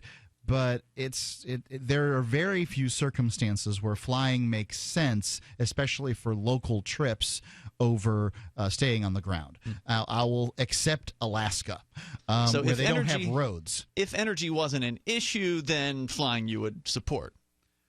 I'm just talking about energy. At this point, energy is an issue, and energy is going to be an issue for some time. We are not in the world where the sun can power everything. Not yet. Unlimited. Well, I don't see it. It just doesn't. It doesn't put just that many. Just because you don't see it doesn't mean that there's not going to be some sort. Maybe it's not going to be the sun, but maybe it's not going to be in your lifetime. There could be some sort of energy source out there that we don't know about yet. Right? I'm very interested. People used to think oil was a pollutant. Yep, that's why we keep on having kids, so that they can keep on solving these problems. But call me skeptical. Let's go to Scott in South Carolina. Scott, you're on Free Talk Live. Oh, good evening, gentlemen. How are you doing? Welcome. Go ahead with your thoughts.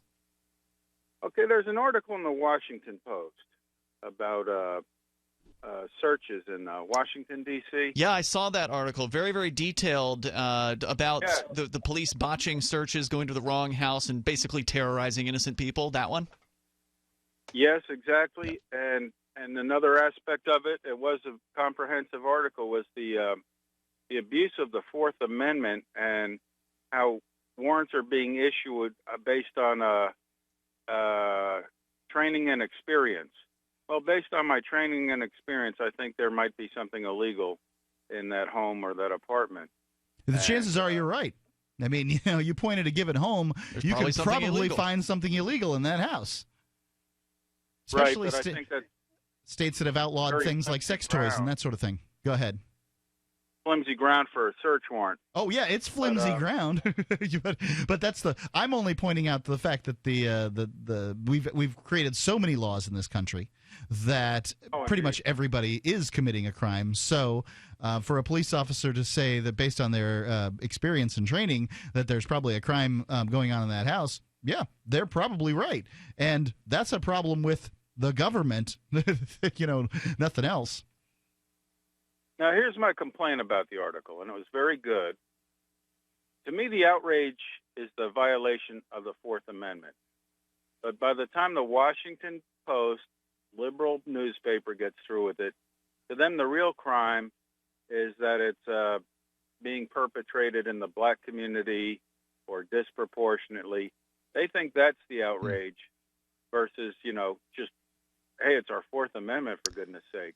So my complaint is, number one there, and number two, when you report stuff like that, it's easy for people like me who, live in a lily white neighborhood and where stuff like that doesn't happen to just say, hey, you know what? It doesn't affect me. Why do I care what happens in the hood?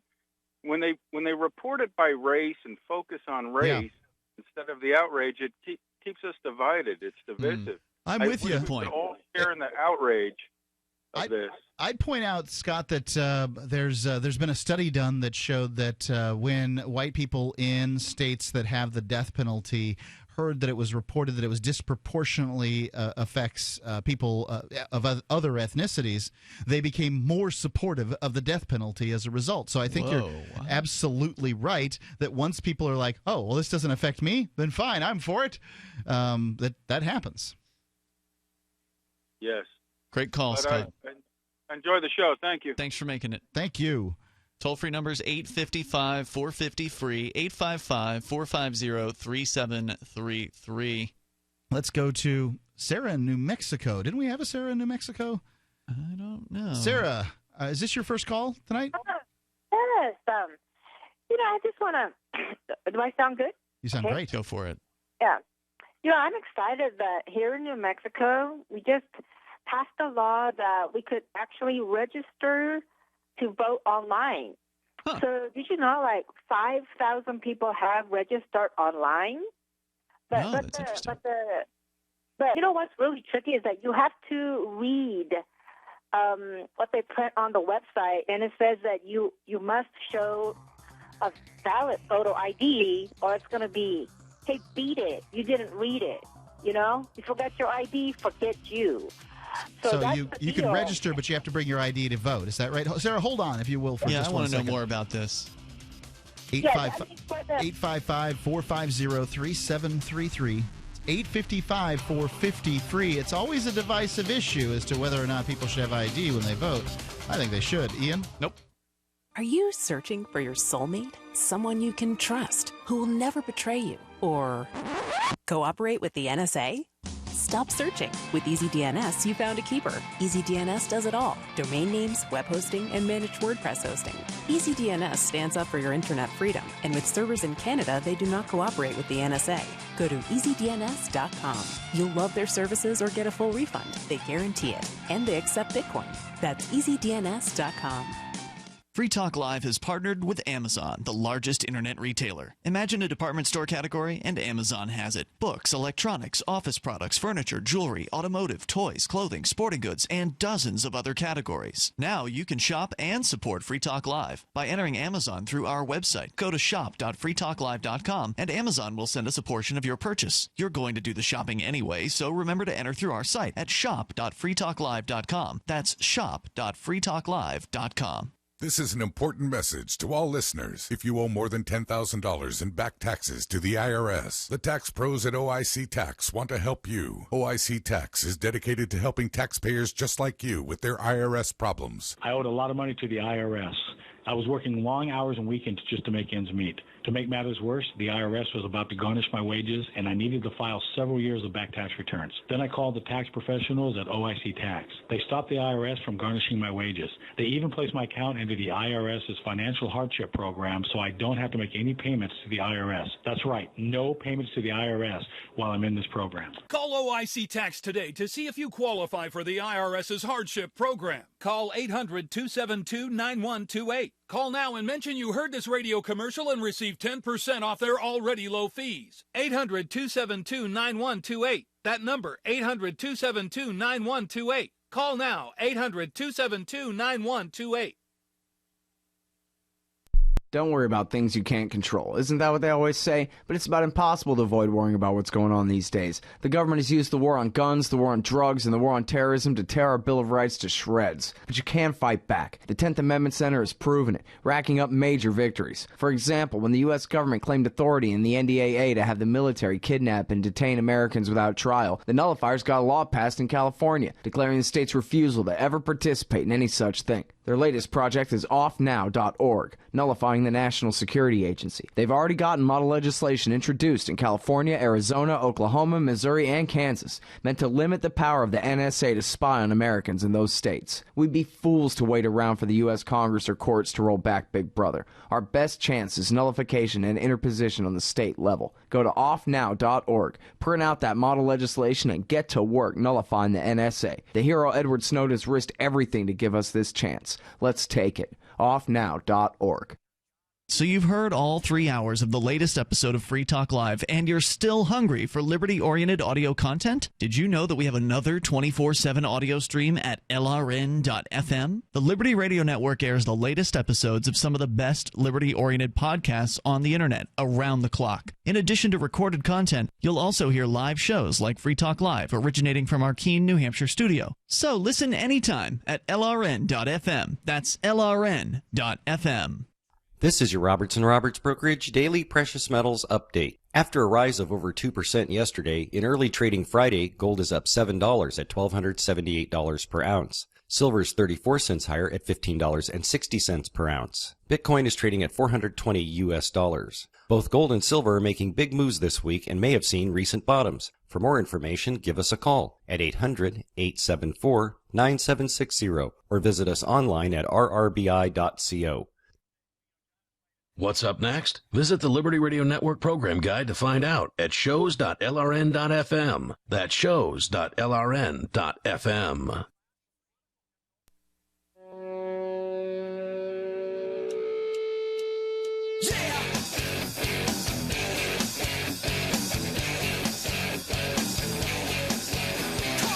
Free Talk Live, the live Sunday edition. It's Mark with you. I'm Ian. And we might be able to sneak you in the final segment here. I'll give the number one time, 855-450-3733. And I'm going to give you a way to save 20, maybe even 30% on your next purchase from Amazon. It's called saveatpurse.com, but there's a catch. And the catch is you need to have Bitcoin in order to make it work. Saveatpurse.com, saveatpurse.com. Super easy to use. You can go there now, even if you don't have Bitcoin. You can sign up for an account, learn how it works. It's very, very simple. I've done it now for about a year's worth of my life, and I have not ordered anything regular on Amazon ever since I started with Purse. So it's awesome, and it works very, very well. Saveatpurse.com, but again, you do need Bitcoin for these deep discounts on your Amazon purchases. Saveatpurse.com. We've done it, I can't tell you, dozens of times at my house. I'm over 40. And saved a lot of money as a result. Saveatpurse.com. Let's go back to Sarah in New Mexico, talking about the new voter registration ability in New Mexico. It's online now, she says. Sarah? Yes. So the thing is that, they just want to do, this is like a form of a sneaky voter suppression. They're going to skew off just enough voters, the first-time voters that tend to like vote progressive, anti-petroleum oil, green energy. They want to squash their vote. If they forget their ID when they go in, it's not going to be all of 5,000 people that's going to be voting. Maybe 3,000 might have ID on them. All right, so wait a minute. I'm confused. You had called in initially to say that there's a law that's going to allow online voter registration. Are you saying that at the same time that there's also a new law that will prohibit people from voting without ID in New Mexico?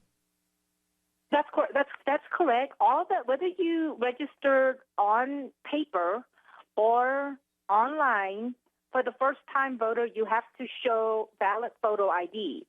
First and time. the thing is, Okay. only the first-time voters, but it's in a microscopic writing that people are careless and they're not going to read it. It's printed on and the thing is, you are better off registering with paper because it says that you could make a paper photocopy of your ID and mail it in together, and they'll save the photo image. But there's no way to send the images later on by mail or through the scanners or taking a picture through the phone because the county clerk is, not sophisticated enough to accept that. I wouldn't scan my driver's license and send it through anything anyway. I mean, I'd be scared to do that. Too much valuable information on a driver's license. I'd much rather just show it at the polls. Well, the thing is, and then I asked them, can we make a photocopy and mail it in? And then they're so logged up. They also have 5,000 voter registration cards that just received by mail. They have to process it. We're so overwhelmed. If you mail our photo, we're not going to be able to put it with a file. And I'm thinking to myself, what kind of a bureaucracy is this? I have never heard of any business that can't match up the new information because they can't process. Welcome to bureaucracy. I mean, this is what government does. Governments is they fail at pretty much everything they try to do, even the most basic tasks. It's hard for governments. Every time I've gone to the polls, I've driven there. And one would assume if I drive there that I have brought my driver's license because that's what you're supposed to do. Certainly, you don't I've have driven. to, though. What's that? In New Hampshire, if you get caught driving without a driver's license, you can show the driver's license to the court later and get out of that ticket. Yeah, but you'll get the ticket and you'll get the hassling as a result. That's true. And you're supposed to have your driver's license on you. Although they can look you up as well, I think. Probably. So if you give them name and birth date, I'm sure they can look you up. They can pull you up to see if you have a driver's license. I'm pretty sure the NSA knows what you had for breakfast. I'm sure they can look you up. Hey, thanks for the call, Sarah. Really appreciate hearing from you tonight. Let's go to Tim in Wyoming. Tim, you're on Free Talk Live. Hi, Mark. Hi, Ian. How Hey, you doing? Tim. Go ahead with your thoughts. Yeah, I got a question. Actually, you were mentioning, I know you guys are proponents of the self-driving cars, and I was looking at Google statistics. Actually, Google's not statistics, but they're actual statements regarding the number of accidents their cars have had, their self-driving cars have had. Mm-hmm. Yep. Now, it's either 16 or 17 that they've had in the period of, let me see, the number I'm thinking. I think it was either 2009 to now or 2000, or it was either earlier. It might have been earlier than that. And don't all of those 16 or 17 have to do with other people, like running into their car, basically? Well, in any case, the fact of the matter is that the accidents happen to the cars. Now, it's up to the police and it's up to the courts sometimes to decide who is at fault. And sometimes the insurance companies will wrangle it their way to where they say, you were at fault, so we're not paying, that kind of thing. But at the same time, I mean, think about how many billions of dollars Google has to actually make those decisions easier for a government agency, right? Now, I get it. I mean, at this point, it's speculation. I see what you're saying, but you're speculating that maybe some of those accidents have been the fault of the self-driving car. And I understand. I read an article that there actually was an accident that was the fault of the self-driving car very recently. Right, that was the one where the car drove out in front of the bus. Okay, and it was there was slight damage. Yeah, that was according to Google's site. So Google's self-driving car FAQ. Anyway, that's still pretty darn good, though. But how many miles has it logged? Is what I want to know. Hundreds of thousands, I think. Yeah. 17 accidents in a period of X number of years. Okay, let's say self-driving car, or say company involvement, or let's say instead of self-driving car or company involvement, let's pretend it was a car, one person. Is that a person who's ever going to get insurance? Is that a person who should be safe behind the wheel in any car at any time? Now, that's the problem with the self-driving cars. Hold on. Are you asking if a person gets in 16 accidents, would they get insurance? Is that your question? That's basically it. I mean, that's what I'm saying. The rates would certainly be very high. Yeah, if you got in 16 accidents since 2009, you'd be lucky to get a license or a car. But it would depend on how many. Or let a friend. I'm much more interested. Ride with you. I don't know, Tim, how many miles these things have logged. So I might log 12,000 miles a year because I don't drive that much. But they're saying, sorry, I think NHTSB, I think their statistics say something like 15,000 is an average. Right. Now, I would imagine the self-driving car is driving all of the time to test this thing out. It's my understanding they've driven, cars that drive themselves all the way across the country, and that was the Tesla with its new autopilot feature. And so these things are racking miles up. Right, but there's also the fact that okay, this is what's the main reason, the main concern I have about this. The self-driving car idea, in and of itself, sounds great on paper, okay, but there's also this idea. Now, I heard you guys mention earlier, okay, the 1970s, the guy driving the Luddite driving his 1976 Blazer, blah blah blah. Okay, well, what about the people who have classic cars? What about the people who say, I believe in my freedom of mobility?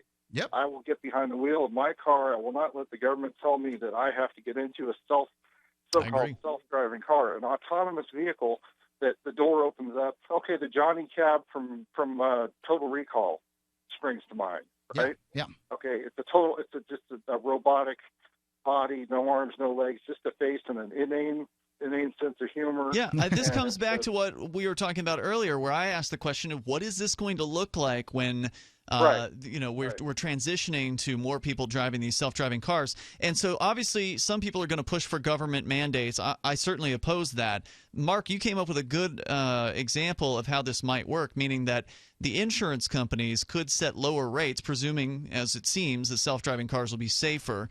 If you drive a self-driving car, your insurance rate might be half or less than that of what a normal person's insurance rate is. And that could incentivize people to decide, well, yeah, I love this classic car, but I love lower insurance rates better. I drove a 76 Eldorado convertible for many years, and, there's things you give up when you have a classic automobile. Was that in Florida? Yeah, that was in Florida.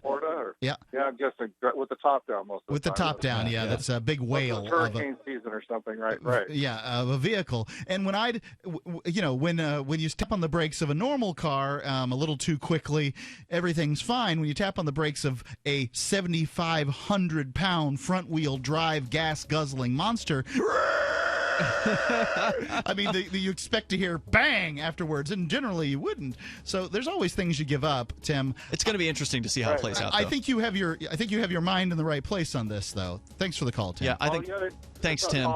I think that in New Hampshire, you're going to see a lot of independent people saying, I ain't getting those self-driving cars. I think you'll see that probably across the United States, and they'll probably change their minds over time. Check us out in the meantime at freetalklive.com.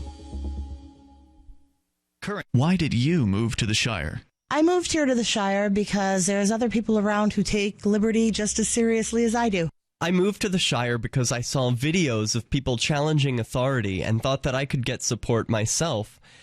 It called to me, like, do this right now. I wanted to be around people like me who got it, and once I got here, I knew there was nowhere else that I wanted to be. I've always wanted to change the world, so I moved to the Shire to join people who were actually working towards doing the same thing.